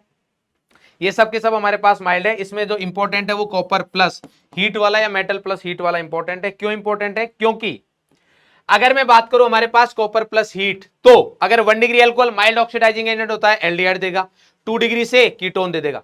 3 डिग्री एल्कोहल से ऑक्सीडेशन तो नहीं कर सकता, ऑब्वियस सी बात है, क्योंकि उसके पास हाइड्रोजन नहीं है, बट ये H2O निकाल देगा यहां से। क्या निकाल देगा? H2O। तो यहां से OH और यहां से H निकल के एल्कीन बना देता है। ये जो है प्रवृत्ति, ये सिर्फ और सिर्फ किसकी है? मेटल प्लस हीट की है। बाकी और माइल्ड ऑक्सीडाइजिंग एजेंट ये काम नहीं करते हैं। क्लियर? एक अलग से भाई साहब हमारे पास है MnO2। ये थोड़े अलग रहते हैं, सेलेक्टिव लोग हैं। क्लियर है? तो इसलिए अलग रहते हैं हमारे पास। MnO2 is a very selective oxidising agent. ये सिर्फ और सिर्फ किसको ऑक्सीडाइज करते हैं? Oxidise only allylic and benzylic alcohol. Allylic और बेंजाइलिक एल्कोहल को ऑक्सीडाइज करेंगे, और किसी को ऑक्सीडाइज नहीं करते हैं, और किसी को भी ऑक्सीडाइज नहीं करेंगे। क्लियर है? अब आता है हमारे पास यहां पर लास्ट रिएक्शन है एल्कोहल की, वो है पिनेकोल पिनेकोल रीअरेंजमेंट। पिनेकोल कब बनता है? बुओ-ब्लांक रिडक्शन में। अगर मैं एल्कोहल की मतलब एल्डिहाइड कीटोन या एस्टर की रिएक्शन करा रहा हूं बुओ-ब्लांक रिडक्शन में, जनरली एल्डिहाइड कीटोन की अगर मेरे को पिनेकोल बनाना है, तो बुओ-ब्लांक रिडक्शन में अगर मैं जो Na के साथ इथाइल एल्कोहल की जगह मैं नॉन पोलर सॉल्वेंट ले लूं या एप्रोटिक सॉल्वेंट ले ले, जैसे बेंजीन ले लिया, ईथर ले लिया, तो हमारे पास पिनेकोल फॉर्मेशन होता था। पिनेकोल बोलते किसको? 1,2-डाइओल को। क्लियर है? तो यहां पर जब अपन रिएक्शन करवाते हैं तो हमारे पास रीअरेंजमेंट वगैरह होता है। रीअरेंजमेंट का जो माइग्रेशन एप्टीट्यूड है वो एराइल का सबसे ज्यादा, देन एल्काइल, देन H होता है। और एराइल में भी अगर देखा जाए तो हमारे पास अगर मान लीजिए एक से ज्यादा एल्काइल ग्रुप है, एराइल ग्रुप है, तो उसमें जहां इलेक्ट्रॉन डेंसिटी ज्यादा उसकी माइग्रेटिंग पावर ज्यादा रहेगी। क्लियर है? अब यहां पर जब आप रिएक्शन में जब प्रोडक्ट बनाओगे तो इंपॉर्टेंट बात यह रहती है कि जब एसिड वगैरह के साथ जब आप रिएक्शन कराओगे पिनेकोल की, पिनेकोल यानी कि 1,2-डाइओल की, तो पहला H प्लस का अटैक कहां पर होगा? तो पहला H प्लस का अटैक वहां पर होगा जहां स्टेबल कार्बोकेटायन बनता है। तो सारी चीजें लिखी हुई है कि H प्लस का अटैक H2O अटैक या H2O उस कार्बन से एलिमिनेट होगा जिस कार्बन पर मोर स्टेबल कार्बोकेटायन फॉर्म हो। तो अगर यहां पर मैं बात करूं तो यहां 6 एल्फा हाइड्रोजन आएंगे, यहां 4 एल्फा हाइड्रोजन होंगे, तो ये H प्लस जो है इस वाले ऑक्सीजन के ऊपर अटैक करेगा, तो यहां से मतलब H2O जाएगा। क्या जाएगा? यहां से H2O जाएगा, तो हमारे पास यहां से H2O जाने के बाद यहां प्लस बनेगा और यहां से एल्काइल ग्रुप शिफ्ट होगा, तो जो प्रोडक्ट बनेगा वो हमारे पास क्या बनेगा? ये और C डबल बॉन्ड O और ये बन जाएगा। क्लियर है? वो आपके पास समझ में आ जाएगा आपको जब मैकेनिज्म यहां पर नहीं देखेंगे अपन। यहां कैटायन बनेगा, यहां से एल्काइल ग्रुप शिफ्ट होगा, प्लस यहां आएगा ये कीटोन बन जाएगा। क्लियर है? तो दोनों चीजें यहां पर सारी बता रखी है कि किस पर अटैक होगा और माइग्रेटिंग पावर किसकी ज्यादा है। क्लियर है? इसमें और भी चीजें रहती है सेमी पिनेकोल वगैरह की। अगर एल्कोहल मतलब H2O के अलावा कोई और अगर लिविंग ग्रुप हो तो वहां पर हमारे पास क्या होती है चीजें? साइक्लोहेक्सेन में पिनेकोल पिनेकोल रीअरेंजमेंट किस तरीके से होता है, तो बहुत इंपॉर्टेंट रिएक्शंस हैं, तो वो चीज आप देख लीजिएगा। क्लियर है? क्योंकि यहां पर अपन वो सारी चीजें यहां पर नहीं ले सकते हैं। नेक्स्ट आता है हमारे पास, अब आता है ईथर। तो ईथर में हमारे पास बहुत ज्यादा कुछ है नहीं, तो ईथर की अगर मैं बात करूं तो ईथर में सबसे पहले हमारे पास आता है प्रिपरेशन ऑफ ईथर। तो प्रिपरेशन ऑफ ईथर की अगर मैं बात करूं तो प्रिपरेशन ऑफ ईथर में हमारे पास सबसे पहले जो रिएक्शन है वो है हमारे पास किसकी? From dehydration of alcohol. ये तो अभी जस्ट पहले ही अभी अपन ने पढ़ी है कि ये जो मेथड है हमारे पास ये सिर्फ और सिर्फ किसके लिए बढ़िया रहता है? जब अपन को सिमेट्रिक बनाना हो। क्या बनाना हो? इस रिएक्शन को क्या बोलते हैं? Williamson continuous etherification. जब अपन को सिमेट्रिक ईथर बनाना हो और साथ ही साथ में 1 डिग्री बनाना हो। क्या बनाना हो? 1 डिग्री। क्लियर है? अभी जस्ट अपन ने किया है, जस्ट अभी किया है, अभी जस्ट अपन ने कंप्लीट किया। यहां पर अगर मैं इस रिएक्शन की बात करूं तो ये रहा, ये हमारे पास है। क्लियर है? नेक्स्ट हमारे पास जो ईथर बनाने का मेथड है वो बहुत बहुत बहुत इंपॉर्टेंट रिएक्शन है, और वो है हमारे पास यहां पर अगर मैं बात करूं तो प्रिपरेशन ऑफ ईथर में विलियमसन ईथर सिंथेसिस रिएक्शन। कौन सी है? Williamson ether synthesis reaction. Williamson ether synthesis reaction बोलते किसको है कि हमारे पास अगर RONA की रिएक्शन एल्काइल हैलाइड के साथ हो रही है R-X के साथ, तो यहां पर हमारे पास SN2 रिएक्शन होती है। ध्यान रखिएगा, SN2 रिएक्शन होती है। तो यहां से ये RO माइनस है, ये इसको अटैक करके यहां पर क्या बनेगा? ROR-। इसका फायदा क्या है? अभी अपन ने जस्ट पहले पढ़ा है कि ये वाली जो रिएक्शन है ये सिर्फ और सिर्फ कौन सा बनाता है? Symmetric ether.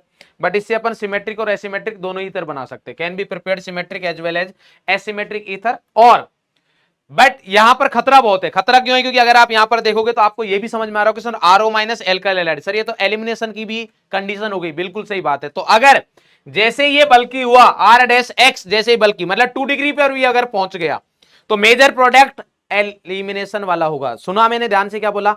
अगर ये 2 डिग्री भी हुआ तो मेजर प्रोडक्ट एलिमिनेशन वाला होगा। 3 डिग्री में तो सोचने की जरूरत ही नहीं है, ओनली एलिमिनेशन वाला बना सकते हो आप। क्लियर है? क्या बना सकते हो? ओनली एलिमिनेशन वाला बना सकते हो। अगर एल्काइल हैलाइड 3 डिग्री है, इसकी बात नहीं कर रहा हूं मैं, यहां पंगा है। क्लियर है? तो ये सारी चीजें लिखी हुई है रोचक पॉइंट में। अगर हमारे पास in Williamson ether synthesis mechanism एसेंट होगी for this reaction nucleophile should not be बल्कि, क्योंकि SN2 मैकेनिज्म हो रही है तो न्यूक्लियोफिलिसिटी डिक्रीज होती है, and RX also should be MEX, या तो MEX हो या फिर 1 डिग्री हो, क्योंकि जैसे ही 2 डिग्री हुआ 3 डिग्री में तो एलिमिनेशन ही बनेगा, 2 डिग्री में मेजर एलिमिनेशन वाला होगा, माइनर SN2 वाला होगा, जो कि मैंने आपको बताया है। क्लियर है। नेक्स्ट अगर अपन यहां पर बात करें तो नेक्स्ट हमारे पास प्रिपरेशन ऑफ ईथर में आता है, दो रिएक्शन है हमारे पास। एक है insertion of methyl group, alkylation बहुत सिंपल है, यहां से हमारे पास क्या बनता है, कार्बिन बनेगा, और कार्बिन के थ्रू यहां पर क्या बन जाएगा, ROCH3 बन जाता है हमारे पास। क्या बन जाएगा, ROCH3।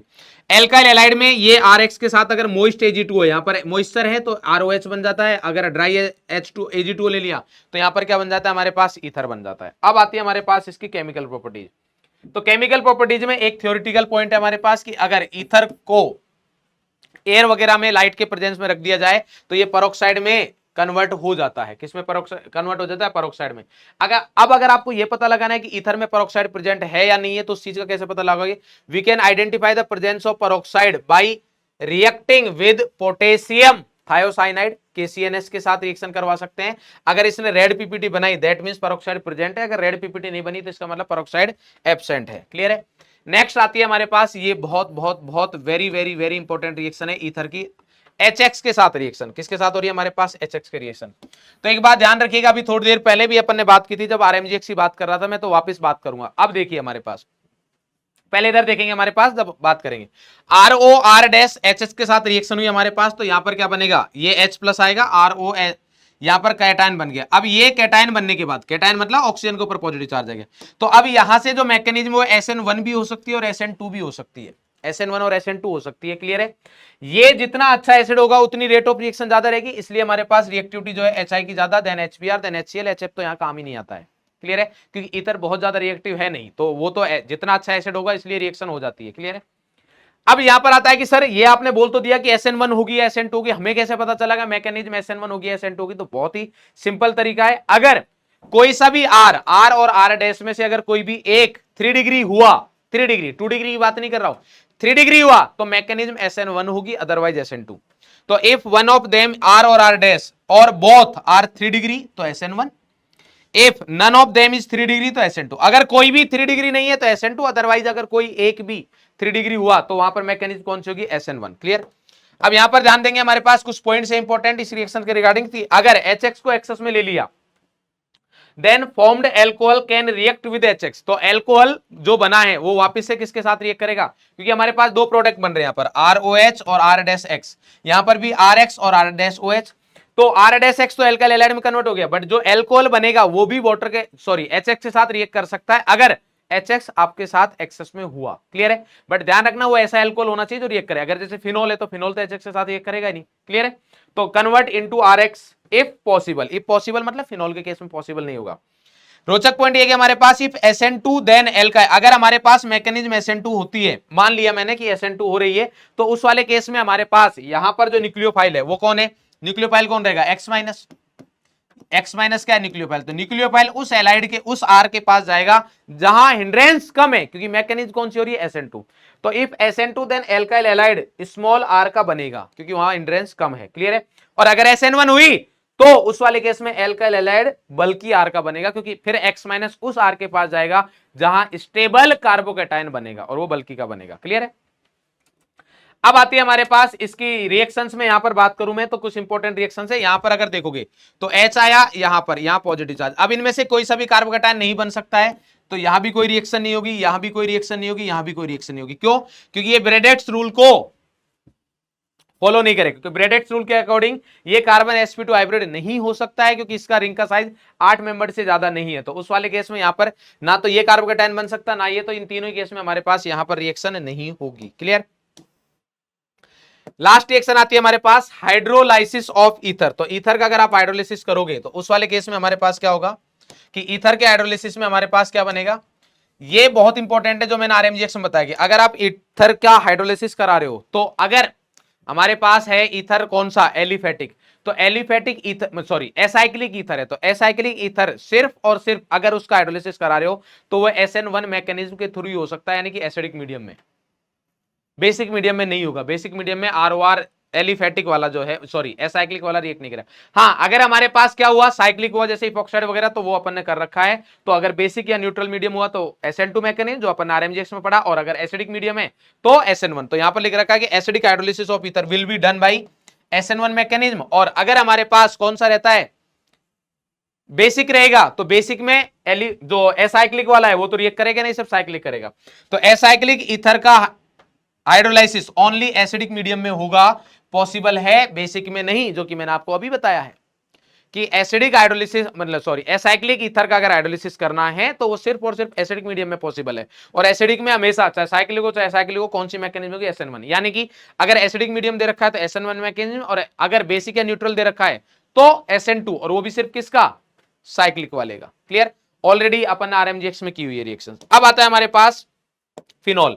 अच्छा, इसमें हमारे पास जो ईथर है, ईथर की कुछ एरोमेटिक ईथर वाली रिएक्शंस बची हुई है। क्लियर है, वो मैं आपको नेक्स्ट वाले चैप्टर में करवाऊंगा, ऐसा नहीं कि नहीं करवाएंगे। क्लियर है, सारी रिएक्शंस होंगी, जो भी टेस्ट वगैरह है फिनॉल एल्कोहल के, ये भी अपन लास्ट वाले में करवाएंगे। क्लियर है। फिनॉल, फिनॉल की अगर अपन बात करें हमारे पास, तो फिनॉल में हमारे पास जो आएगा वो क्या आएगा, फिनॉल की सबसे पहले अपन प्रिपरेशन की बात करते हैं। तो प्रिपरेशन में हमारे पास बहुत सिंपल है, लेबोरेटरी मेथड है, बेंजीन सल्फोनिक एसिड से। ये बहुत बार रिएक्शन आ गई है कि जब अपन सल्फोनिक एसिड का एसिडिक हाइड्रोलिसिस कराते हैं तो बेंजीन मिलता है, बट जब बेसिक हाइड्रोलिसिस कराते हैं तो अपन को फिनोक्साइड, और देन हमारे पास क्या मिल जाएगा, फिनॉल मिल जाएगा। तो बेसिक हाइड्रोलिसिस से अपन को क्या मिलेगा, फिनॉल मिलेगा।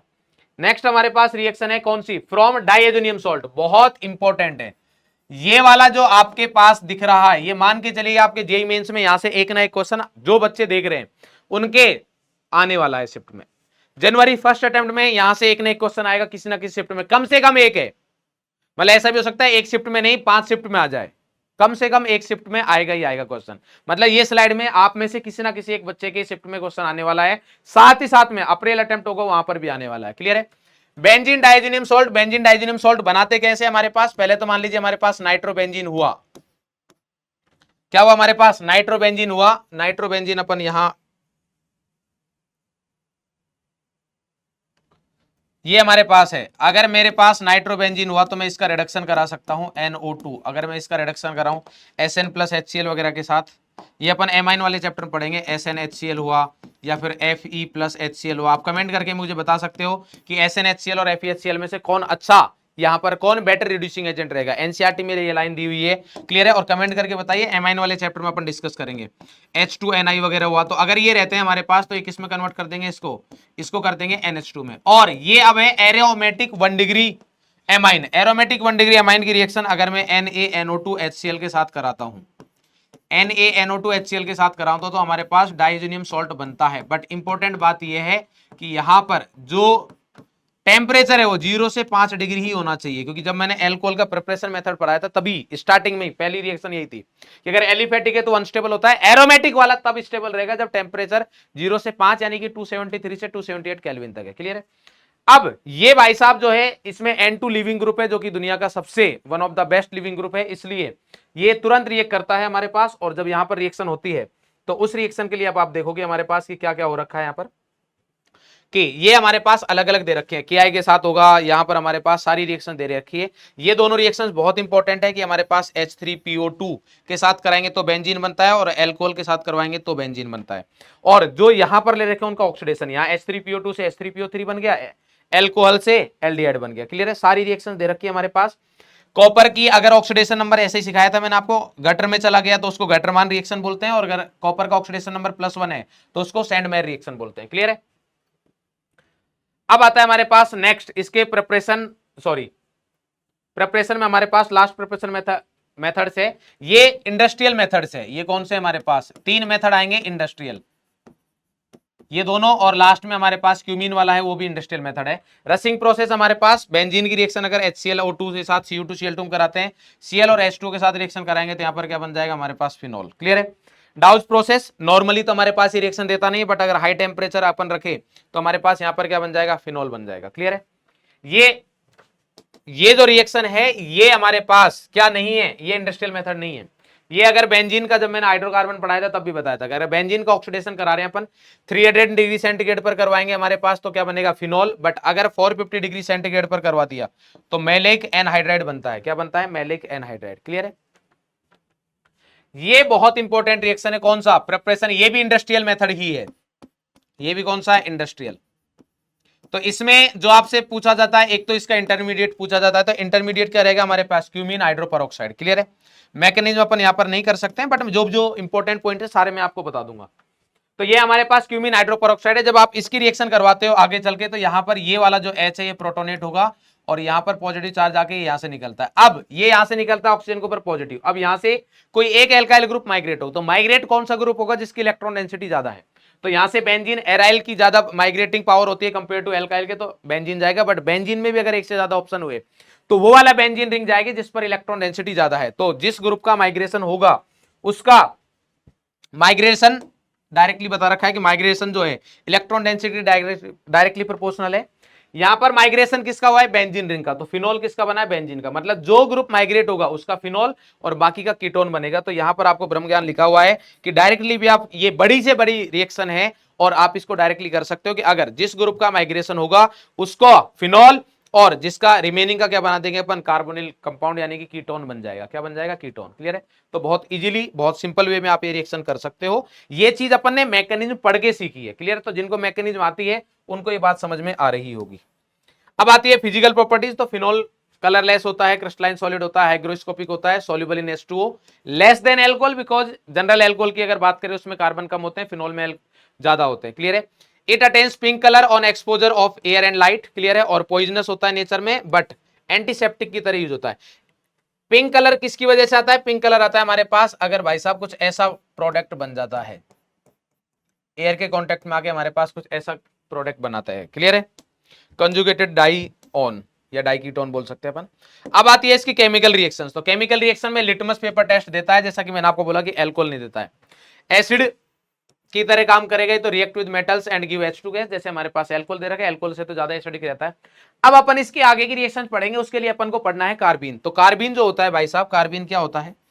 कार्बन हमारे पास एक न्यूट्रल स्पीसीज है जिसके पास 6 इलेक्ट्रॉन रहते हैं। तो 6 इलेक्ट्रॉन स्पीसीज है, इलेक्ट्रॉन डेफिशिएंट है क्योंकि ऑक्टेट कंप्लीट नहीं, इलेक्ट्रोफाइल है, वीक है क्योंकि पॉजिटिव चार्ज नहीं है, और न्यूट्रल है। सबसे बड़ी बात यह कि हमारे पास न्यूट्रल है। अब जो कार्बन होते हैं दो टाइप के होते हैं, कौन कौन से? एक होता है सिंगलेट, एक होता है ट्रिपलेट। सिंगलेट कार्बन में अगर आप देखोगे तो दोनों के दोनों इलेक्ट्रॉन जो है, जो यहां पर मैंने 2 इलेक्ट्रॉन बताए थे, सॉरी, जो अपन ने यहां पर 2 इलेक्ट्रॉन बताए थे, वो दोनों के दोनों एक साथ रहते हैं, पेड़, सिंगल जगह रहते हैं। क्लियर है? तो सिंगलेट हमारे पास ये, इसका हाइब्रिडाइजेशन sp2 ही है और ये जो वैकेंट ऑर्बिटल है परपेंडिकुलर है इसके। क्लियर है? Non bonding electron pair, non bonded electrons are paired. Non bonded electron है वो पेयर्ड रहते हैं। स्मॉलर बॉन्ड एंगल रहता है 100 से 110, जबकि यहां पर बॉन्ड एंगल क्या रहता है? लार्ज रहता है। उसका रीजन ये है क्योंकि यहां पर जो रिपल्सन है, यहां पर जो ये लॉन पेयर का जो रिपल्सन लग रहा है बॉन्ड पेयर पर, वो ज्यादा लगेगा क्योंकि लॉन पेयर है, जबकि यहां पर जो इस एक इलेक्ट्रॉन का रिपल्सन लगेगा वो कम लगेगा, जिसकी वजह से यहां पर क्या रहता है? बॉन्ड एंगल ज्यादा रहेगा। बॉन्ड एंगल क्या रहेगा हमारे पास? ज्यादा। और ज्यादा बॉन्ड एंगल होने की वजह से हमारे पास जो आप देखोगे कि स्टेबिलिटी जो है ट्रिपलेट की ज्यादा रहती है, क्योंकि यहां पर रिपल्सन कम लगेगा इनके बीच में, जबकि यहां पर रिपल्सन ज्यादा लग रहा है। क्लियर है? ट्रिपलेट में हमारे पास दोनों ऑर्बिटल्स में एक एक इलेक्ट्रॉन रहता है। तो नॉन बॉन्डेड इलेक्ट्रॉन्स जो रहते हैं वो कैसे रहते हैं? अनपेड। यहां पर कैसे थे? पेड, यहां पर अनपेड। लार्जर बॉन्ड एंगल बता दिया है रीजन उसका। क्लियर है? स्पिन मल्टीप्लिसिटी हमारे पास 3 है। ये किसकी तरह काम करता है? बाई रेडिकल की तरह। 2 इलेक्ट्रॉन है, ये किसकी तरह काम करेगा? इलेक्ट्रोफाइल की तरह। क्लियर? क्योंकि इसके पास क्या है? Vacant orbital. यहां इसके पास वैकेंट ऑर्बिटल नहीं है तो बाई रेडिकल की तरह काम करता है। क्लियर है? अब अपन बात करते हैं कि कार्बन बनता कैसे है। तो कुछ मेथड्स अपन यहां पर देखते हैं कार्बन प्रिपरेशन के। पहला है एजो कंपाउंड्स। एजो कंपाउंड जैसे मान लीजिए हमारे पास यहां पर नॉर्मल ले लेता हूं मैं, CH2 और ये N2 है। क्लियर है? तो ये हमारे पास एजो कंपाउंड है। तो आप जब इसको हीट करोगे तो यहां से N2 निकल जाता है, क्योंकि N2 बहुत अच्छा लिविंग ग्रुप है, और यहां पर क्या बन जाएगा हमारे पास? कार्बन। इसके बाद ये वाला मेथड बहुत बहुत बहुत इंपॉर्टेंट है, ध्यान रखना। कभी भी अगर हमारे पास यहां पर CH क्लोरोफॉर्म आ जाए, क्लोरोफॉर्म मतलब ट्राई हेलोजन कंपाउंड्स आ गया, ये मान लीजिए मैंने Cl लगा दिया, यहां पर F लगा दिया, ये Br लगा दिया, मैं अलग अलग जानबूझ के ले रहा हूं, और यहां पर दे दिया बेस। क्या दे दिया? बेस। तो यहां पर हमारे पास जो मैकेनिक, फाइनली मैं बता देता हूं, यहां से हमारे पास पहले H निकलता है, H निकलने के बाद C माइनस, Cl, F और Br है। अब कार्बन के पास नेगेटिव है, लिविंग ग्रुप है, तो इनमें से लिविंग ग्रुप निकलेगा कौन सा? जो सबसे अच्छा है। वो कौन सा है? ये। तो नेगेटिव हमारे पास न्यूट्रल हो जाएगा, और ये बन गया हमारे पास ClF। क्लियर? Br क्यों निकला? क्योंकि वो अच्छा लिविंग ग्रुप है। तो ये हमारे पास क्या है? कार्बन। ये हमारे पास क्या है? कार्बन है। क्लियर है।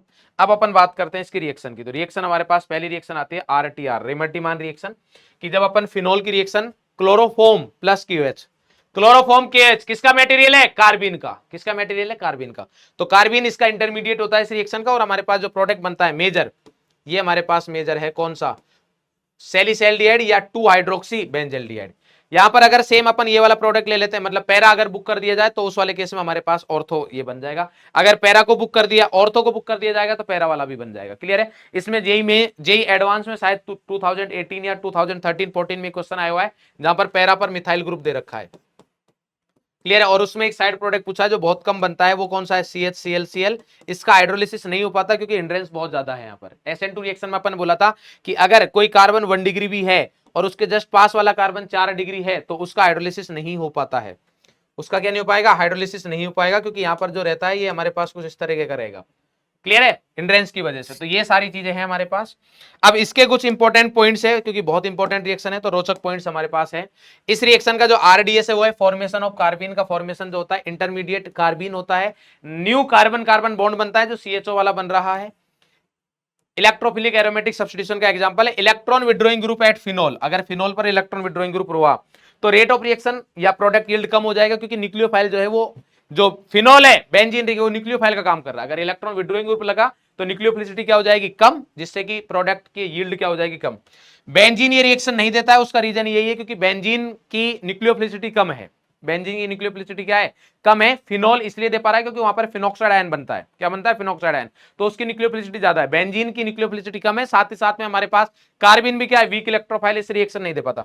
सक्सेसिव आरटीआर नहीं हो पाएगी, क्यों नहीं हो पाएगी, क्योंकि जैसे ही एक बार आरटीआर हुई तो यहां पर CHO आएगा जो कि इलेक्ट्रॉन विड्रॉइंग ग्रुप है, तो अब इसकी रिएक्टिविटी को क्या कर देगा, कम कर देगा, इसलिए सक्सेसिव आरटीआर नहीं हो पाती है। और तो product is major because hindrance का कोई बहुत ज्यादा फर्क पड़ता नहीं है, क्योंकि हमारे पास जो कार्बिन है वो बाइवेलेंट है, और साथ ही साथ में हाइड्रोजन बॉन्डिंग भी होती है ऑर्थो पर। ये कुछ ग्रुप है जो हमारे पास आरटीआर बहुत कम देते हैं। उसका रीजन ये है क्योंकि इसमें साइड चेन में आप देखोगे कि ऐसे ग्रुप है जो न्यूक्लियोफाइल का काम कर सकते हैं। एल्कीन कार्बिन के साथ रिएक्शन करता है, हमारे पास साइक्लिक कंपाउंड बनाता है, और एल्कोहल भी हमारे पास रिएक्ट करके क्या बना लेगा, यहाँ पर ईथर, जो अपन ने एल्काइल इंसर्शन किया था हमारे पास। क्लियर है, ईथर प्रिपरेशन में। नेक्स्ट हमारे पास है आरटीआर में वो कार्ब फॉर्माइलेशन था, ये क्या हमारे पास कार्बोक्सिलेशन। यहां पर क्या ले रहे हैं अपन, CCl4 ले रहे हैं। यहां पर अपन क्या ले रहे हैं, CCl4। वहां पर CHCl3 था, यहां पर क्या है, CCl4। क्लियर है। आरटीआर के बहुत सारे एप्लीकेशंस होते हैं, बहुत सारी साइड रिएक्शंस हैं, तो वो आपको अच्छा टॉपिक है, पढ़ना है। क्लियर है। सारी रिएक्शंस अपन यहां पर नहीं कर सकते, ध्यान रखिएगा। बेंजीन के साथ में अपन ने ऐसे कुछ क्वेश्चंस किए थे जो कि इंपॉर्टेंट है।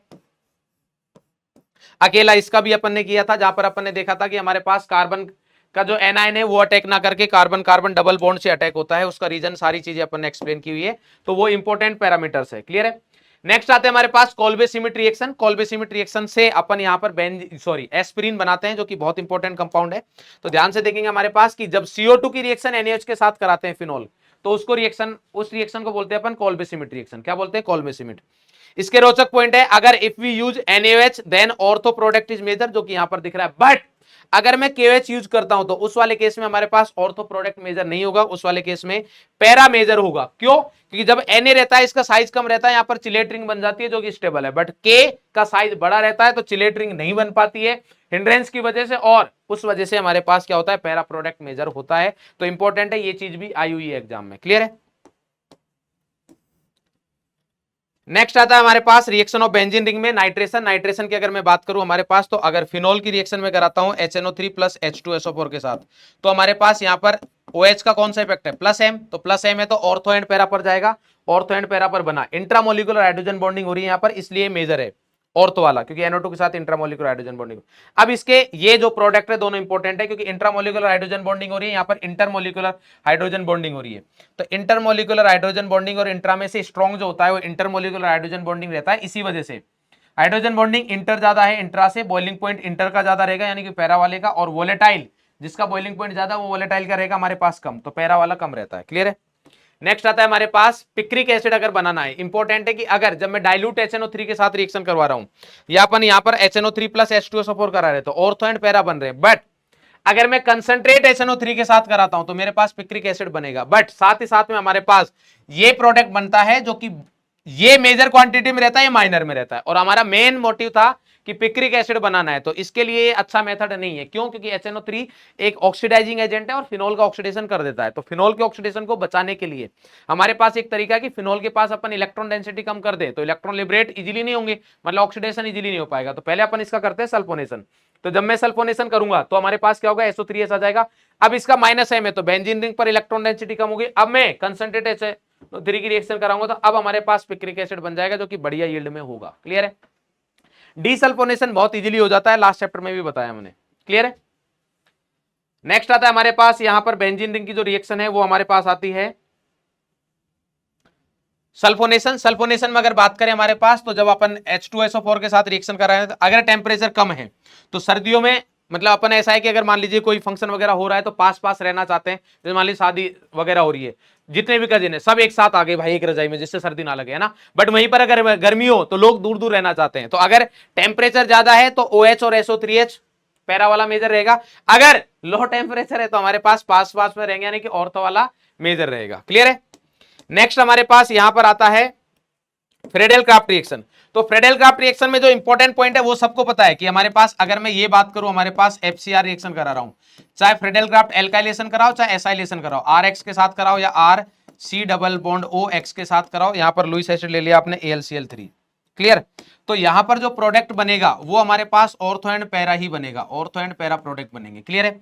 उसमें कोई दिक्कत नहीं है। बट इंपॉर्टेंट बात है यहां पर rate of reaction, rate of reaction important है ना। तो अगर आप rate of reaction of ER देखोगे तो वो डायरेक्टली प्रोपोर्शनल डिपेंड करती है कि कितना ज्यादा प्लस M मतलब इलेक्ट्रॉन डेंसिटी है। तो A की इलेक्ट्रॉन डेंसिटी सबसे ज्यादा है, उसके बाद D है, देन C है और देन B है, क्योंकि B में Cl का क्या लग रहा है, -I लग रहा है। बट अगर यहां पर rate of reaction of FCR की बात करोगे तो अब यहां पर देखना हमारे पास बहुत इंपॉर्टेंट है कि rate of reaction of FCR OH की फ्रेडेल क्राफ्ट रिएक्शन की रेट ऑफ रिएक्शन Cl से भी कम हो जाएगी। उसका रीजन क्या है? क्योंकि OH क्या है, ये लुईस बेस भी है, तो AlCl3 के साथ रिएक्ट करके हमारे पास रेट ऑफ रिएक्शन को क्या कर देता है, कम कर देता है। इसलिए D की रेट ऑफ रिएक्शन सबसे ज्यादा, देन क्या आएगा हमारे पास C, और उसके बाद क्या आएगा हमारे पास, यहां पर आएगा हमारे पास DC, और ये आ जाएगा B, और देन आएगा हमारे पास A। तो रेट ऑफ रिएक्शन ये आ जाएगी फ्रेडेल क्राफ्ट रिएक्शन की। कुल मिला के बात ये है कि इसकी रेट ऑफ रिएक्शन कम हो जाती है। क्लियर है? चलिए लास्ट है हमारे पास यहां पर, अगर मैं बात करूं तो ऑक्सीडेशन एंड रिडक्शन। तो अगर मैं Na2Cr2O7 H2SO4 के साथ रिएक्शन कराता हूं तो हमारे पास क्या बनेगा, ये बन गया हमारे पास बेंजोक्विनोन, जो कि हमने देखा है कि साइड प्रोडक्ट बना था, पिक्रिक एसिड बनाया था। अगर यहीं पर मैं रिएक्शन कराता हूं ये किसके साथ, H2S2O8, या फिर मैं यहां पर K2S2O8 भी आ जाता है, K2S2O8 के साथ, तो यहां पर जो प्रोडक्ट बनेगा हमारे पास OH क्विनोल बन जाएगा। क्लियर है? ये हमारे पास बन जाएगा। यहीं पर अगर मैं रिडक्शन की बात करूं तो रिडक्शन में हमारे पास अगर फिनोल दे रखा है और फिनोल का मेरे को रिडक्शन करना है, तो अगर मैं Zn के साथ रिएक्शन कराता हूं, किसके साथ कराता हूं, Zn के साथ, तो क्या बनेगा हमारे पास, बेंजीन बन जाएगा। और अगर दूसरा मैं रिएक्शन कराऊं यहां पर किसके साथ, H2Ni, हाई टेम्परेचर पर, नॉर्मली तो होता नहीं है, H2Ni और हीट दे रखी है, तो हमारे पास क्या बन जाएगा, साइक्लोहेक्सेनॉल बन जाएगा। क्या बन जाएगा, साइक्लोहेक्सेनॉल। क्लियर है? तो इसी के साथ हमारे पास एल्कोहल फिनोल ईथर पूरा कंप्लीट होता है। सारी रिएक्शंस हो गई है। ईथर की कुछ रिएक्शंस जो है हमारे पास एरोमेटिक ईथर वो बची हुई है, टेस्ट बचा हुआ है, विक्टर मेयर टेस्ट वगैरह बचा हुए हैं। फिनोल की भी अपन जो है डिस्टिंग्विश करते हैं कार्बोक्सिलिक एसिड से, वो वाली रिएक्शन बची हुई, बट वो मैं एक साथ करवाने वाला हूं। क्लियर है? होमवर्क में आपको शॉर्ट नोट्स बनाने हैं और साथ ही साथ में आपको क्वेश्चन प्रैक्टिस करनी है, short notes and question practice. Question practice करिए, PYQ लगाइए। क्लियर है? तो ये आपको करना है। यहाँ पर कुछ टेस्ट वगैरह बचे हैं वो सब एक साथ करेंगे अपन। क्लियर है? टेस्ट वगैरह के क्वेश्चंस को छोड़ के सारे क्वेश्चंस आप कर सकते हो, सारे क्वेश्चंस आपसे बन जाएंगे, कोई दिक्कत नहीं आएगी। ठीक है? आपका बहुत बहुत धन्यवाद, बढ़िया तरीके से रिवाइज करते रहिए। All the very best for test. मिलते हैं नेक्स्ट लेक्चर में, तब तक के लिए हंसते रहे, मुस्कुराते रहे, स्वस्थ रहे, और हाँ, पढ़ाई जरूर करते रहे। Thank you.